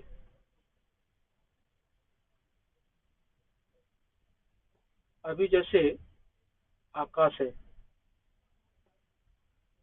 कोई व्यक्ति आकाश से कुछ छुपा सकता है? कुछ नहीं छुपा सकते। जैसे हमने एक उदाहरण दिया था कि हो सकता है आप छत पर खड़े हो, जैसे हो सकता है कि आपका सोसाइटी 25 फ्लोर का हो और आप ऊपर से हैं, देख रहे हैं कि नीचे व्यक्ति वो किसी से झूठ बोलता है, कुछ भी करता है, लेकिन उसको जो करना है वो करता है, सिगरेट वगैरह पीता है, तो ये आप देख रहे हैं। लेकिन आकाश सबको देख रहा है। कौन व्यक्ति क्या कर रहा है, क्या बोल रहा है, सब उसको सुनाई देता है। लेकिन इतना सब करने के बाद भी वो किसी से लिप्त नहीं है। हाँ, सूक्ष्म है, वो अंदर भी है। आकाश देखें तो हमारे शरीर के अंदर भी रहता है। जो खालीपन है उसको आकाश बोलते हैं। और आपके रूम में भी है, वॉशरूम में भी है, और बाहर जैसे जाएंगे तो रोड पर भी है वो। मतलब सूर्य चंद्रमा किसमें? आकाश में। तारे आकाश में है। लेकिन हमारा जो घर का फैन है वो भी आकाश में है। क्यों? क्योंकि वो भी क्या है? खाली जगह है उधर। ये क्या है? वो सब कुछ जानता है, सब कुछ उसे पता है। सब कुछ आवाज जो हम बोलते हैं वो आकाश के कारण ही आती है। अभी आप देखो, जहां पर कुछ स्थान न हो, खाली स्थान नहीं होगा, वहां पर आवाज नहीं निकल सकती। तो ये क्या हो जाता है? ये आकाश है, सब जगह स्थित है। और लेकिन वो किसी से लिप्त नहीं होता। आप बोल नहीं सकते कि आकाश गंदा हो गया है अभी, क्योंकि वहां पर वो पशु उधर मरा पड़ा था, उसका स्मेल उधर आ रहा होगा, या फिर वहां पर एक्सीडेंट हो गया था, या फिर वो अस्पताल का कचरा उधर जा रहा है, या हमारी सोसाइटी गटर उधर जाता है तो कचरा हो गया। ऐसा नहीं होता है। आकाश कभी भी गंदा नहीं होता। ऐसे ही क्या है, अगर आत्मा ब्रह्म दृष्टि में स्थित है, मतलब क्या है, वो वास्तविक उसकी स्थिति उस पर स्थित है, तो वो कभी भी इस शरीर से लिप्त नहीं होगा। शरीर में रहता है और वो समझता भी है कि हाँ, ये हमारे शरीर की नियमित क्रिया है, जब तक शरीर है ये सहन करना पड़ेगा बस। तो उसमें वो जो ब्रह्म दृष्टि में स्थित है वो व्यक्ति या वो जीवात्मा कभी भी अपने शरीर से न तो निराश होता है, न उसमें लिप्त होता है कि चलो हम इसको जो चाहिए वो देते हैं। नहीं, जो जरूरी है वही देते हैं बस। अभी जैसे आप भी देखो, आप भी अपने शरीर को या अपने बच्चों को क्या देते हैं? जो उसको जरूरत है। यदि चाहिए बोलेगा तो बहुत कुछ खरीदना चाहेगा, पूरा मॉल खरीदना चाहेगा, आप कितना देंगे उसको?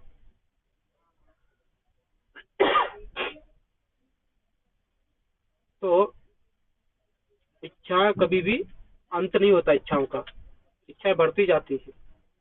इसलिए क्या है, उसको अभी जरूरत क्या है उतना दे दो बस। तो ये कौन होता है? ब्रह्म दृष्टि में तो आत्मा ऐसा सोचता है। इसी प्रकार प्रभुपाद जी का उदाहरण देते हैं वायु का, कि वायु देखेंगे तो अभी जैसे अपना मंदिर है, मंदिर गार्डन है, वहां पर फूल लगे हुए, भगवान की सेवा में जाएंगे, वायु उधर घूमते रहता है, हवा सब जगह चलती है। लेकिन आप देखेंगे कि कहीं जो गटर खुला हुआ है उधर भी वायु जाती है। सिर्फ क्या होता है, वो जो स्मेल है कुछ दूर तक जाएगी और वो स्मेल अपना चेंज हो जाएगी। स्मेल कुछ देर तक वायु को पकड़ती है बस, लेकिन वायु स्मेल को पकड़ती नहीं, कभी भी आगे बढ़ जाती है। और जैसे थोड़ा दूर आगे जाएगी, जैसे अभी आप देखेंगे कि कई बार जैसे वृंदावन वगैरह जाते हैं तो रास्ते में कुछ अलग अलग फैक्ट्रियां आती हैं, कुछ कारखाने आते हैं, जिससे क्या होता है, अलग अलग स्मेल आता है। लेकिन वही 15 मिनट बाद वो स्मेल जाता है, नहीं आता उधर।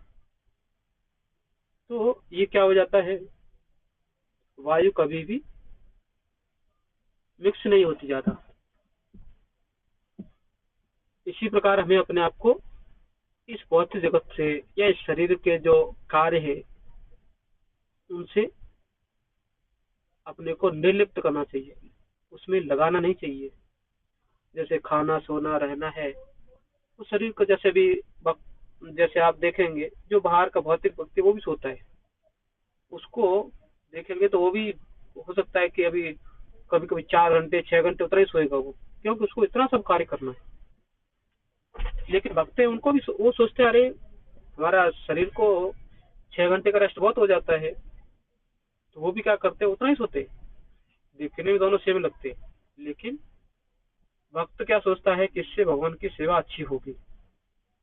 जैसे एक भक्त बोल रहे थे कि समझो गोपियां हैं और उनको भगवान की बहुत ये है, चिंता है, और जब भगवान छोड़ के चले गए थे तो फिर भी वो क्या करती थी, नॉर्मल रहती थी। सब खाना पीना, सोना, उठना बैठना सब चालू था। क्यों था? क्योंकि अभी आप देखेंगे, आप देखो, अगर आपको किसी का विरह लगता है या आपका समझो छोटा बच्चा ही है, वो घर में नहीं आया, तो थोड़ा चिंतित होते हैं। तो एक छोटा सा विरह है बच्चे से, लेकिन वो लोग शाश्वत जीवात्मा है, वो भगवान से विरह उनको है, कितना होगा। तो फिर भी वो लोग टाइम से खाना, टाइम से सोना कैसे करते थे वो लोग? तो बताते वक्त बोल रहे थे, क्योंकि उनको पता था या वो सोचते थे कि अगर भगवान आ गए या कृष्ण जब आएंगे और अगर उस समय में हमें झपकी आने लगी, क्योंकि हमारी नींद ठीक से नहीं रही होगी, अगर मैं सोऊंगा नहीं तो क्या होगा? भगवान बोले क्या इधर ही सोने को मिला था क्या, हमें क्या सोने के लिए बोला है क्या? तो इसलिए वो क्या सोचते थे कि नहीं, हमें भगवान के सामने जाना है तो उनकी सेवा करनी चाहिए, उस समय जब भगवान आएंगे सेवा होनी चाहिए। तो ये सोच के भक्त क्या करता है, इस शरीर को जो भी आवश्यकता है पूरी करता है बस। ये भाव किसका रहता है? भक्त का रहता है। लेकिन कर्मी का भाव अलग रहता है। लेकिन ये कौन देख पाता है? जिसकी ब्रह्म दृष्टि है वो समझ पाएगा। और ये हमें क्यों पढ़ा रहे हैं? या फिर प्रभुपाद जी ने बुक में हमें क्यों लिख के दिया है? क्योंकि प्रभुपाद जी की इच्छा है कि सबको ये ब्रह्म दृष्टि आनी चाहिए। हम सबको ये पता होना चाहिए कि हम शरीर नहीं, हम आत्मा हैं, और जब तक शरीर रहेगा इसके संबंधित जो कार्य हैं वो हमें करने रहेंगे। और इस शरीर के कार्य करते समय हमें ये भी देखना है कि दूसरे जो व्यक्ति लोग हैं उनका, या जो दूसरे जीवात्मा हैं उनको कुछ तकलीफ न हो। ठीक है, हम लोग अगला श्लोक का।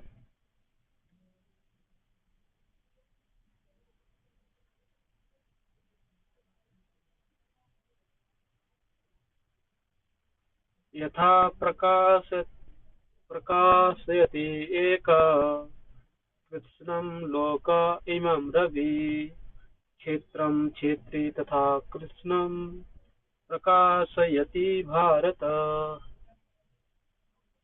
हरे कृष्णा। प्रभु जी मैं पढ़ूं? हाँ, यस प्रभु जी। हे भारत पुत्र, जिस प्रकार सूर्य अकेले इस सारे ब्रह्मांड को प्रकाशित करता है, उसी प्रकार शरीर के भीतर स्थित एक आत्मा सारे शरीर की चेतना से प्रकाशित करता है। तात्पर्य: चेतना के संबंध में अनेक मत हैं। यहाँ पर भगवत गीता में सूर्य तथा धूप का उदाहरण दिया गया है। जिस प्रकार सूर्य एक स्थान पर स्थित रहकर ब्रह्मांड को आलोकित करता है, उसी तरह आत्मा रूप सूक्ष्म कण शरीर के हृदय में स्थित रहकर चेतना द्वारा सारे शरीर को आलोकित करता है। इस प्रकार चेतना की आत्मा का प्रमाण है। जिस तरह धूप या प्रकाश सूर्य की उपस्थिति का प्रमाण होता है। जब शरीर में आत्मा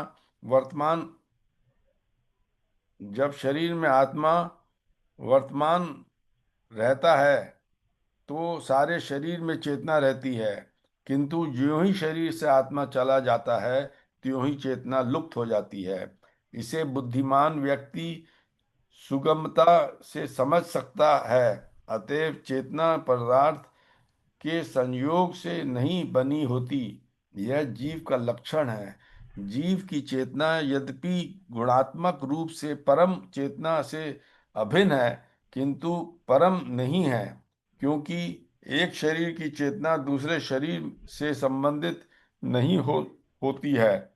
लेकिन परमात्मा जो आत्मा के सखा रूप में समस्त शरीरों में स्थित है, समस्त शरीरों के प्रति सचेष्ट रहते हैं। परम चेतना तथा विष्टि चेतना में यही अंतर है। हरे कृष्ण प्रभु, धन्यवाद। तो यहाँ पर देखेंगे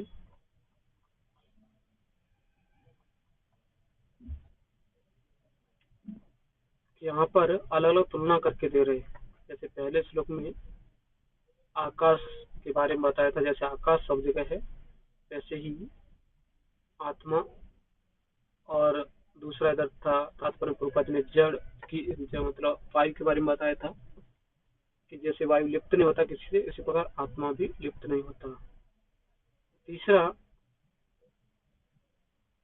यहाँ पर अभी प्रभुपाद बोल रहे, ठीक है,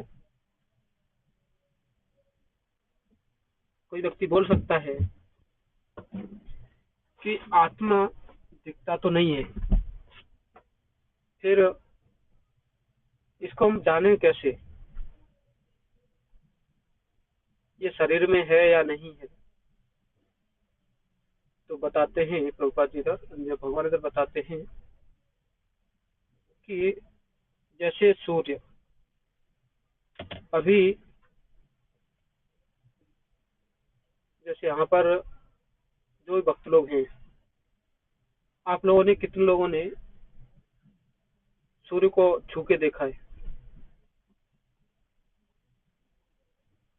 कोई भक्त बोल सकता है कि उन्होंने कौन से दिन सूर्य को छुआ था?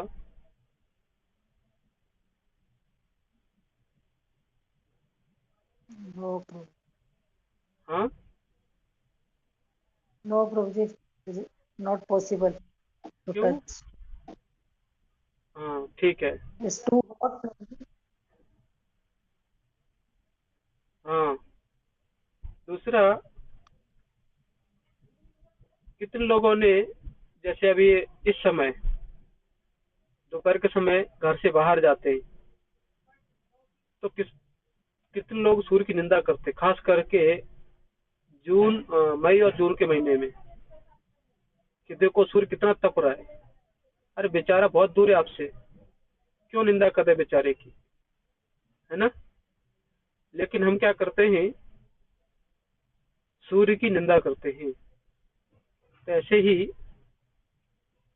यहाँ पर यह है कि जो सूर्य है बहुत दूर है हमसे, लेकिन फिर भी उसका जो प्रकाश है उसके द्वारा हम उसे जानते हैं कि हाँ सूर्य आ गया, प्रकाश दिखेगा, उसकी गर्मी आएगी। इसी प्रकार बता रहे कि इधर जो शरीर में आत्मा है वो क्या होता है, क्योंकि शरीर में चेतना होगी, अगर आत्मा है तो चेतना होगी, अगर चेतना नहीं है तो शरीर से आत्मा जा चुका है। तो दूसरा देखते हैं, कोई बोल सकता है ठीक है आत्मा शरीर के अंदर है, तो कहाँ पर है, दिखाई क्यों नहीं देता, क्योंकि ये बहुत ही सूक्ष्म कण है वो।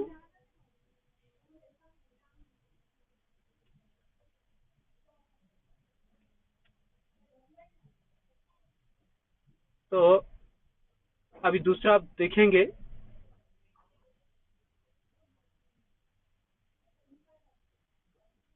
कि ऐसा आपने कई बार सुना होगा या कई लोग प्रश्न करते हैं कि आत्मा शरीर में कहाँ पर रहता है। तो आपने सुना होगा, हो सकता है कि आत्मा हृदय के अंदर रहता है, हृदय में रहता है। तो अभी फिर आपने या किसी ने दूसरे ने पूछा होगा आपसे, या कभी आपका ही डाउट हुआ होगा कि जब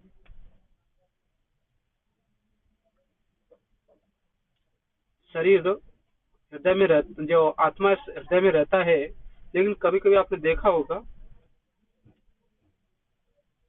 कि हार्ट ट्रांसलेशन मतलब जो हृदय है वो दूसरे का चेंज करते हैं।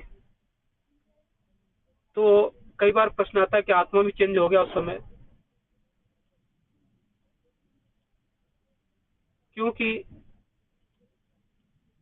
जो जिस हृदय में आत्मा था वो तो हृदय निकाल दिया ना, और दूसरे का जिसके मतलब आत्मा जिस दूसरे की रहती थी वो हृदय में इधर ले लिया है, इसमें डाल, तो वो आत्मा चेंज हुआ क्या फिर। लेकिन अगर चेंज होता तो इसका व्यवहार क्यों नहीं बदला, वो सबको कैसे जान पा रहा है। या फिर कई बार क्या हो जाता है कि वो आत्मा इस शरीर को लेके उसके पुराने वाले जहाँ उसका पत्ता था वहां क्यों नहीं गया वो, क्योंकि अगर वो आत्मा चेंज होता था तो क्या हो जाता, उसके अपने लोग जो पुराने पहले के लोग पहचान वाले लोग थे उनके पास जाता था वो, लेकिन नहीं जाता। मतलब क्या है, क्योंकि हमें यहाँ समझना पड़ेगा कि जो हृदय है वो एक कुर्सी के समान है, आत्मा के लिए आसन है बस। अगर समझो आपने देखा होगा कई बार जब आप साफ सफाई करते हैं तो आसन को चेंज करते तो क्या होता है, क्या व्यक्ति उधर रहता है, नहीं, व्यक्ति चला जाता है, आसन उठा के रख देते हैं आप। तो ऐसे ही जब हृदय को आप प्रत्यारोपित करवाते हैं, एक दूसरे का हृदय दूसरे के व्यक्ति को लगवाते हैं, तो क्या होता है, आत्मा जस्ट उधर से खड़ा हो जाता है और वापस आके बैठ जाता है, बस उतना ही होता है। तो इससे क्या हो जाता है, हमें यह नहीं मानना चाहिए कि आत्मा रहता हृदय में है लेकिन हृदय से बंधा हुआ नहीं है, उसका आसन है बस। और उसमें भी आप जैसे देखेंगे तो ऐसा बताते हैं कि जो आत्मा है वो भी 5 प्राणवायु जो रहते हैं उसमें तैर रहा है बस, वो रुकता भी नहीं, मतलब वो हवा में ही है बस, ऐसा भी नहीं कि टच कर रहा है कुछ भी नहीं, सिर्फ उसके रहने की उपस्थिति से इस शरीर में चेतना रहती है बस। और आप देखेंगे जब भी किसी को कुछ शरीर में तकलीफ होती है और बीमार पड़ता है तो वैद्य लोग क्या करते हैं, इसका वात बढ़ गया, पित्त बढ़ गया, कफ बढ़ गया, इसके कारण क्या होता है, उसका लक्षण बदलते हैं और जो वैद्य लोग रहते हैं उसको कंट्रोल करते हैं उसके अनुसार, उसे ठीक होने से फिर से वो व्यक्ति कार्य करने लगता है। क्योंकि जो प्राणवायु है उनमें कहीं तो कुछ डिसबैलेंस हो जाता है, कुछ बदलाव आ जाते हैं जिससे कि वो वापस ठीक करने पड़ते हैं। तो हमें कभी भी ये थोड़ा विचार रखना चाहिए कि आत्मा कभी भी हृदय से चिपक के नहीं रहता है। दूसरा आप देखेंगे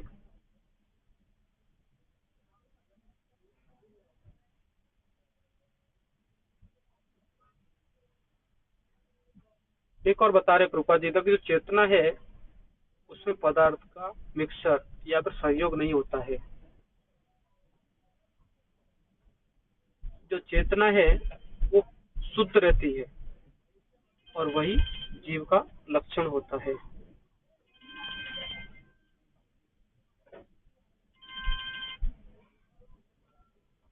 और यही बता रहे यहाँ पर कि जो चेतना है वो परम चेतना मतलब आत्मा है, वो परमात्मा से गुणात्मक रूप से अभिन्न है। मतलब जो गुण होते हैं वो सेम है, जो हमने भी सब लोगों ने सुनाई है। क्योंकि जैसे बताते हैं कि जैसे सोने का पहाड़ रहने दो या फिर सोने का कुछ आभूषण, दोनों सोना ही है। ऐसे ही जैसे समुद्र की एक बूंद रहने दो या पूरा समुद्र ही रहने दो, वो सब खारे ही रहेंगे। तो गुणात्मक रूप से दोनों एक ही हैं।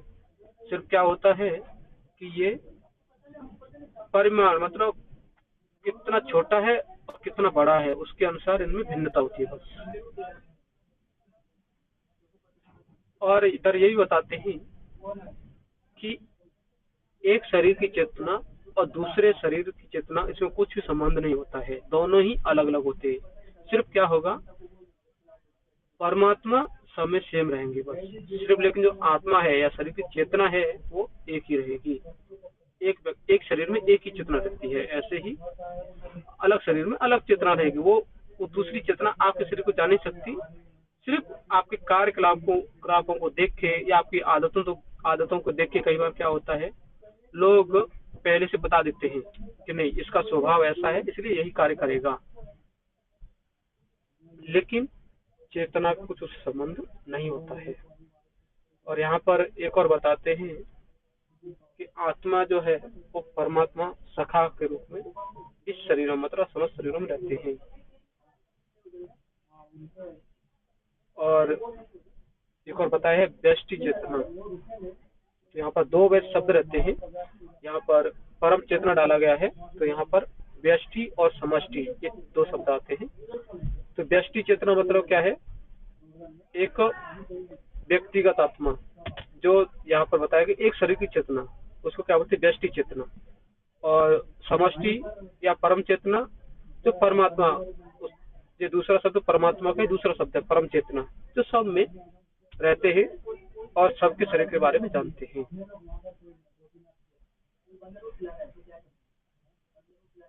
ठीक है, आगे कोई वक्त पढ़ सकता है, हम लोग एक साथ पढ़ते हैं पहले, तो बाद में एक मिनट हम लोग पहले श्लोक पढ़ते हैं।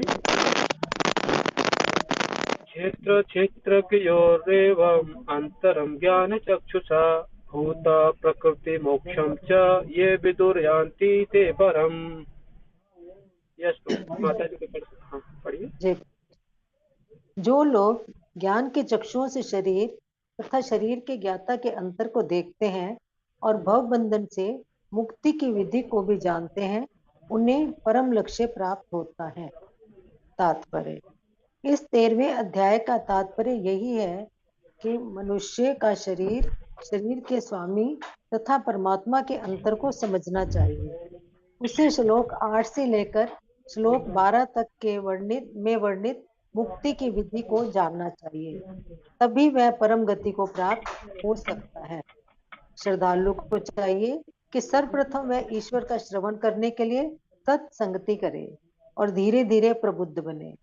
यदि गुरु स्वीकार कर लिया जाए तो पदार्थ तथा आत्मा के अंतर को समझा जा सकता है और यही अग्रिम आत्म साक्षात्कार के लिए शुभ आरंभ बन जाता है। गुरु अनेक प्रकार के उपदेशों से अपने शिष्यों को देहात्म बुद्धि से मुक्त होने की शिक्षा देता है। उदाहरणार्थ भगवत गीता में कृष्ण अर्जुन को भौतिक बातों से मुक्त होने के लिए शिक्षा देते हैं। मनुष्य यह तो समझ सकता है कि यह शरीर पदार्थ है और इसे 24 तत्वों में विश्लेषित किया जा सकता है। शरीर स्थूल अभिव्यक्ति है और मन तथा मनोवैज्ञानिक प्रभाव सूक्ष्म अभिव्यक्ति है। जीवन के लक्ष्य इन्हीं तत्वों की अंतःक्रिया है, किंतु इनसे भी ऊपर आत्मा तथा परमात्मा है। आत्मा तथा परमात्मा दो है। यह भौतिक जगत आत्मा का 24 तत्वों के संयोग से कार्यशील है, जो संपूर्ण भौतिक जगत की इस रचना को आत्मा तथा तत्वों के संयोग से हुई मानता है और परमात्मा की स्थिति को भी देखता है, वही वैकुंठ लोक जाने का अधिकारी बन जाता है। ये बातें चिंतन तथा साक्षात्कार की हैं।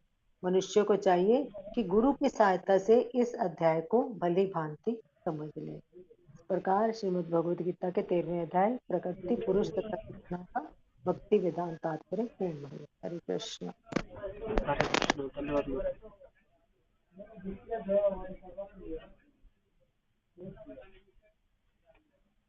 तो एक तरह से देखेंगे तो इसका बोल सकते फलश्रुति कि हमने जो अध्याय पढ़ा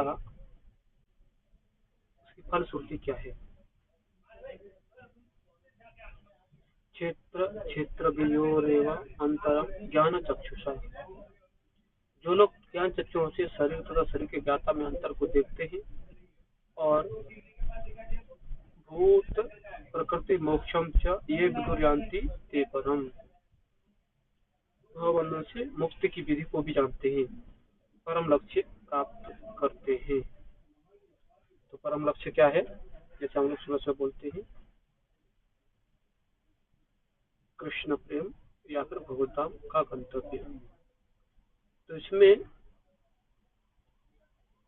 कोई बोल सकता है कि ठीक है भाई, हम इतना सब हमने ये जो 13वां अध्याय है पूरा पढ़ लिया, क्या बोल सकते हैं, एक एक अक्षर पढ़ लिया, इसका पढ़ा नहीं तो सुना तो है कम से कम, फिर हम मुक्त हो गए क्या? या हमारा जो परम लक्ष्य वो मिल गया क्या? क्या हमें कृष्ण मिल गया या हम गोलोक में पहुंच गए क्या? तो यहाँ पर फिर से प्रभुपाद जी बताते हैं कि अभी क्योंकि हमें ज्ञान मिल गया है, अभी जैसे हम लोगों ने आत्मा परमात्मा प्रकृति के बारे में चर्चा किया, तो इसमें हमें क्या करना है? अभी अपने जीवन में हमें कुछ पालन करना चाहिए। तो वो क्या था? 8 से 12 जो श्लोक थे उसमें कुछ गुण बताए थे, वो हमें पालन करना चाहिए, जो अमानित्वम अदम्भित्वम से चालू होते हैं।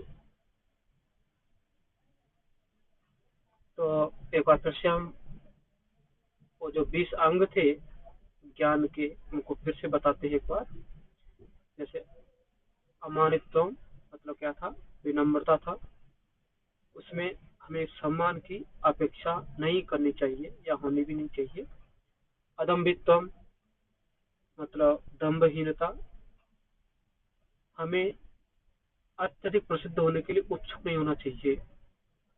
हाँ, कभी भगवान की सेवा कर रहे हैं और जैसे अभी कोई पुजारी है या आपके कुछ ड्यूटी है और वो बहुत अच्छा आपने ड्रेसिंग किया है या आप तो शुद्ध भक्त है, तो हो सकता है आपके साथ आपके भगवान, जो घर के भगवान है, वो कुछ आपसे लीला करे और वो सब जब प्रसिद्ध हो जाए तो बात अलग है भगवान के संबंध में। लेकिन हमें ज्यादातर अपने आप ही ऐसा कुछ ऊट पटांग कार्य नहीं करना चाहिए जो कि ऐसा लगे हम प्रसिद्ध हो सकते हैं। फिर अहिंसा। तो अहिंसा का मतलब ये भी नहीं कि आप बिना वजह के किसी दूसरों को विपत्ति में डालो। हिंसा मतलब कुछ लोग क्या सोचते हैं कि सिर्फ किसी को कष्ट पहुंचाना, किसी को मारना या किसी की हत्या करना, ये क्या है? हिंसा है। लेकिन यहाँ पर प्रभुपाद जी बताते हैं कि दूसरों को अगर आप विपत्ति में डालते हो, कष्ट में डालते हो, ये भी क्या है? हिंसा ही है। ये आपको ध्यान रखना चाहिए। फिर आता है शांति, मतलब सहिष्णुता। तो तिरस्कार और अपमान को सहना। कई बार देखेंगे तो झगड़े होते हैं, वो इन्हीं दो कारणों से ज्यादा होता है। हम एक तो किसी का तिरस्कार कर देते हैं और अपने अपमान को सह नहीं पाते, इसके लिए झगड़ा हो जाता है। पांचवा है आर्जवम, सरलता। मतलब बिना किसी कूटनीति के स्पष्ट होना। कई बार हम सोचते कि नहीं, अभी बोलना अच्छा नहीं, बाद में बोलते। कभी बोलते नहीं नहीं, हमने गलती की, इसको थोड़ा गलती करने दो, तब उसका मजाक उड़ाएंगे। तो हमें सरल होना चाहिए, लेकिन इसमें ज्यादा भी सरल नहीं होना चाहिए जिससे दूसरे को कष्ट हो।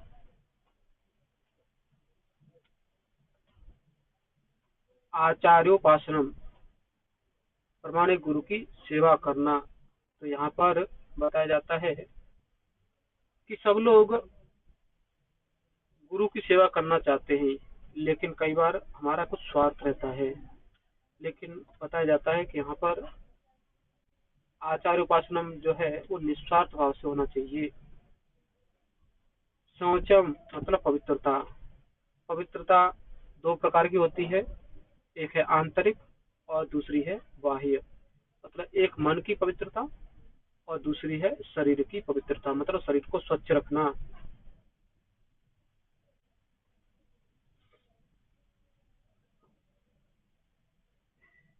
आठवां है स्थैर्यम, मतलब स्थिरता अथवा दृढ़ता। तो इसमें है आध्यात्मिक जीवन में प्रगति के लिए दृढ़ संकल्प लेना। जैसे अभी जो चतुर्मास निकला, उसमें सब लोगों ने प्रयास किया कि जो भी 4 चीजें वर्जित थी, शाक, दही, दूध और उड़द की दाल, तो ये सब लोगों ने ज्यादातर पालन किया होगा। और जब कार्तिक महीना गया तो उसमें सब लोग एक कार्य के लिए दृढ़ थे। क्या था वो? भगवान दामोदर को दीपदान करना। कुछ भी रहे, कितना भी रहे, लेकिन सबने करने का प्रयास किया ही होगा।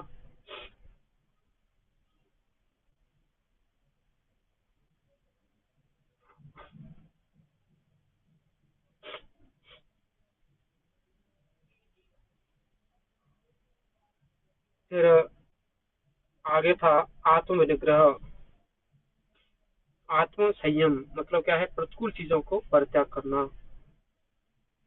11वां है, हाँ 10वां है इंद्रियार्थेषु वैराग्यम, इंद्रिय तृप्ति के विषयों का परित्याग करना। 11वां अहंकार एवं च, मिथ्या अहंकार का न होना अथवा स्वयं को शरीर न मानना। हम आत्मा हैं, जैसे अभी आगे के श्लोक हमने पढ़ा था। फिर जन्म मृत्यु जरा व्याधि दुख दोषानुदर्शनम, जन्म मृत्यु बुढ़ापा और व्याधि के दोषों को समझना कि ये कष्टप्रद है, इससे फिर बचने का पालन करना चाहिए। आसक्तिर अनविस्वंग पुत्र दारा ग्रादिषु, हमें वैराग्य होना चाहिए, हमें ज्यादा आसक्त से नहीं होना चाहिए, क्योंकि जो आसक्ति है वो हमें कभी भी कष्ट ही देगी, भले ये शरीर से हो या मकान से।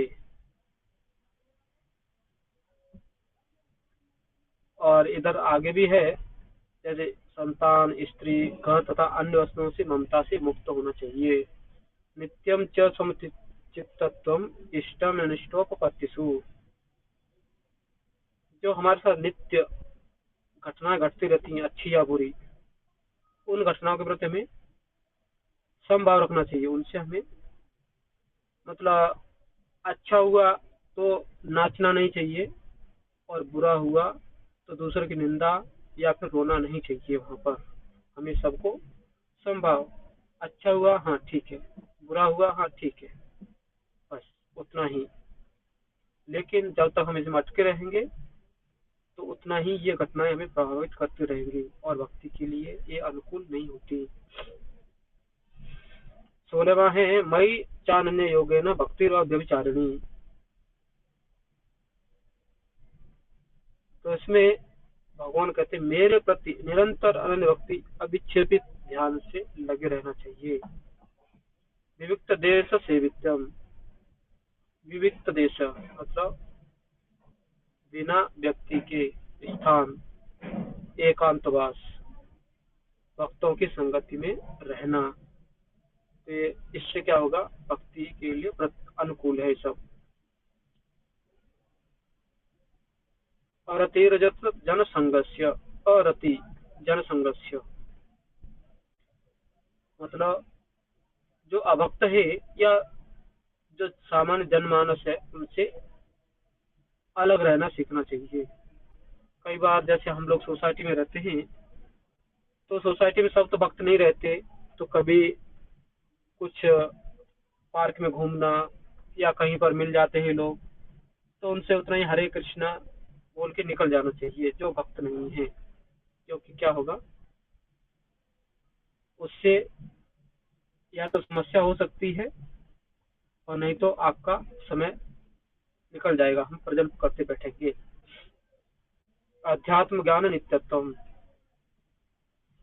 नित्यत्वम अध्यात्म ज्ञान नित्यत्वम मतलब हमें हमेशा और हर जगह अपने साक्षात्कार के बारे में, आत्म साक्षात्कार के बारे में सोचना चाहिए। हम जो भी घटना हमारे साथ हो रही है उस पर विचार करते रहना चाहिए। कि जैसे कई बार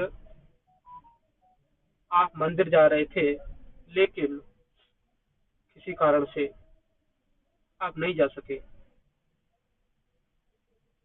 तो उस पर विचार कीजिए कि क्या हुआ।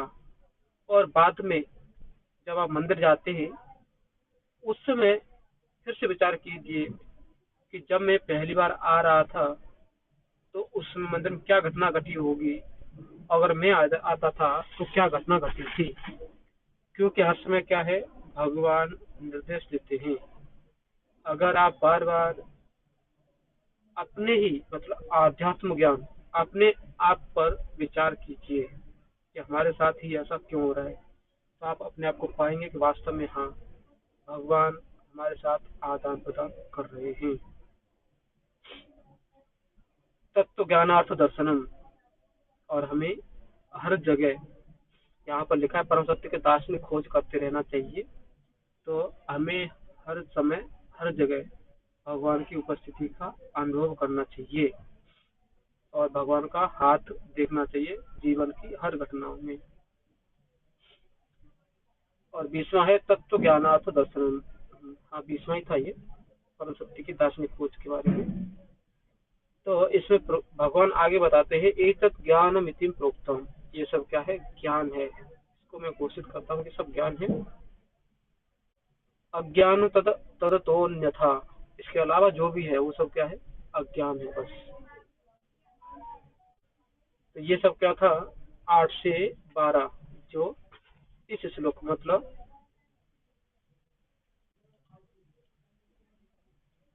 35 श्लोक में चर्चा चला था। और प्रभुपाद जी इधर बताते हैं आगे कि श्रद्धालु व्यक्ति को चाहिए कि सर्वप्रथम ईश्वर का श्रवण करने के लिए सत्संग करे और प्रबुद्ध बने और गुरु बनाए या गुरु स्वीकार करे, स्वीकार कर लिया है तो वो जाने कि पदार्थ और आत्मा में क्या अंतर है। जब हम ये समझते हैं क्या आत्मा पदार्थ इसमें क्या अंतर है, तो क्या करेंगे आगे हम आत्म साक्षात्कार के लिए यहाँ से ही हमारा आरंभ मतलब शुभारंभ होता है, ऐसा प्रभुपाद जी बता रहे हैं। कभी भी आपने देखा होगा कि भागवतम रहने दो, भगवत गीता रहने दो, कोई मतलब उत्सव रहने दो, मंदिरों में हमेशा ये चर्चा होगी ही। कौन सी? हम शरीर नहीं, हम आत्मा हैं। पदार्थ और आत्मा हर जगह प्रभुपाद जी ने समझाने का प्रयास किया, जिससे कि हम आत्म साक्षात्कार कर सकें। हम ये शरीर नहीं है, हम ये आत्मा है, हम वास्तविक अनुभव कर सकें। और जैसे देखेंगे तो मंदिरों में आपने देखा होगा कि आपको बहुत से लोगों ने बोला होगा, या आप भी कभी कोई गुरु बन जाते हैं, दूसरों को समझाने बैठते हैं, ऐसा नहीं ऐसे है। तो ये क्या है? क्योंकि जो प्रभुपाद जी ने हमें दिया है हम दूसरे को देने का प्रयास करते हैं। लेकिन एक जगह प्रभुपाद ये भी लिखते हैं कि शिष्य को कभी भी गुरु को उपदेश नहीं देना चाहिए, और ये भी लिखते हैं कि गुरु कभी भी अपने शिष्य के उपदेश को मानने के लिए बाध्य नहीं होता। हाँ, हो सकता है कि आप कभी ऐसा समय आया कुछ उपदेश देना है तो बोल सकते हैं हाँ महाराज ऐसा कर सकते हैं, ऐसा किया तो कैसा रहेगा, सजेशन रहेगा, एक आपका भी एक सुझाव रह सकता है। मानना नहीं मानना वो उनके ऊपर है। तो ऐसे ही दूसरा एक और जगह बताते प्रभुपाद जी कि जो भी मतलब गुरु है उनको अपने शिष्य के अलावा किसी को डांटना नहीं चाहिए। या ऐसा बताते हैं एक जगह प्रभुपाद जी की अपने शिष्य को या अपने पुत्र को, इन दो के अलावा किसी को अधिकार नहीं कि आप किसी को डांट सको। आप सुझाव दे सकते हैं, वो मानेगा नहीं मानेगा उसके ऊपर है। क्योंकि हो सकता है कि अगर आपको लगता है कि नहीं उसको ऐसा बोलना ही चाहिए, लेकिन उससे उसकी भक्ति के लिए हानि हो सकती है। वो व्यक्ति हो सकता है कि मंदिर छोड़ सकता है, या फिर वो मंदिर आना बंद कर देगा, क्योंकि आपने उसको ज्यादा दबाव डाला कि नहीं आपको 64 माल करनी चाहिए। तो ये क्या हो जाता है कि जो गुरु की भूमिका है, अगर हम शिक्षा गुरु है तो हमें भी थोड़ा विचार करना चाहिए कि इसके लिए क्या भला है। और इधर तो जैसे आगे बताया गया है कि 24 तत्वों के विश्लेषण के बारे में हमने किया था, और यहाँ ये बताया गया है कि आत्मा और परमात्मा, तो इनके बारे में हमने चर्चा की। और ये जो भौतिक जगत है ये एक आत्मा और 24 तत्व इसके संयोग से ये कार्यशील है, क्योंकि 24 तत्व जो है वो प्रकृति से संबंधित है, और ये आत्मा जब उसमें प्रवेश करता है तो वो कार्यशील हो जाता है।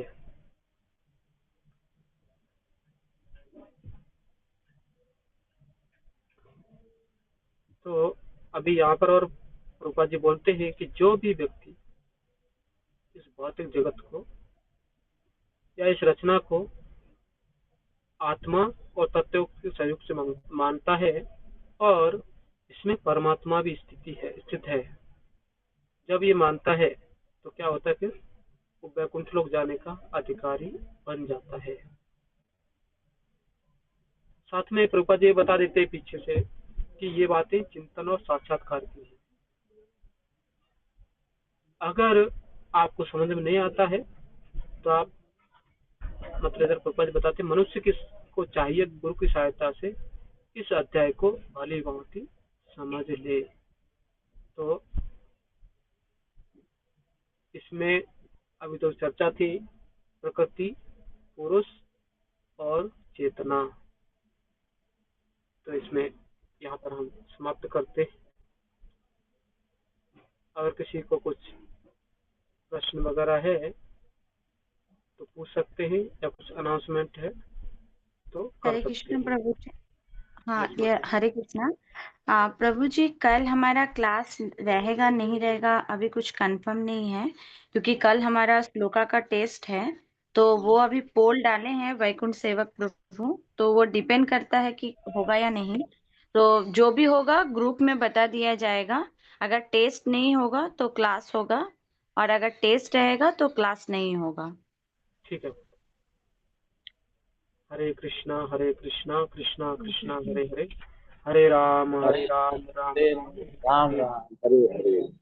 वाञ्छाकल्पतरुभ्यश्च कृपा सिन्धुभ्यो च पतितानां उत्तम पावनेभ्यो पावनेभ्यो वैष्णवेभ्यो नमो नमः। ठीक है, तो हम यहीं पर काम करते हैं। हरे कृष्णा प्रभु जी, दंडवत प्रणाम।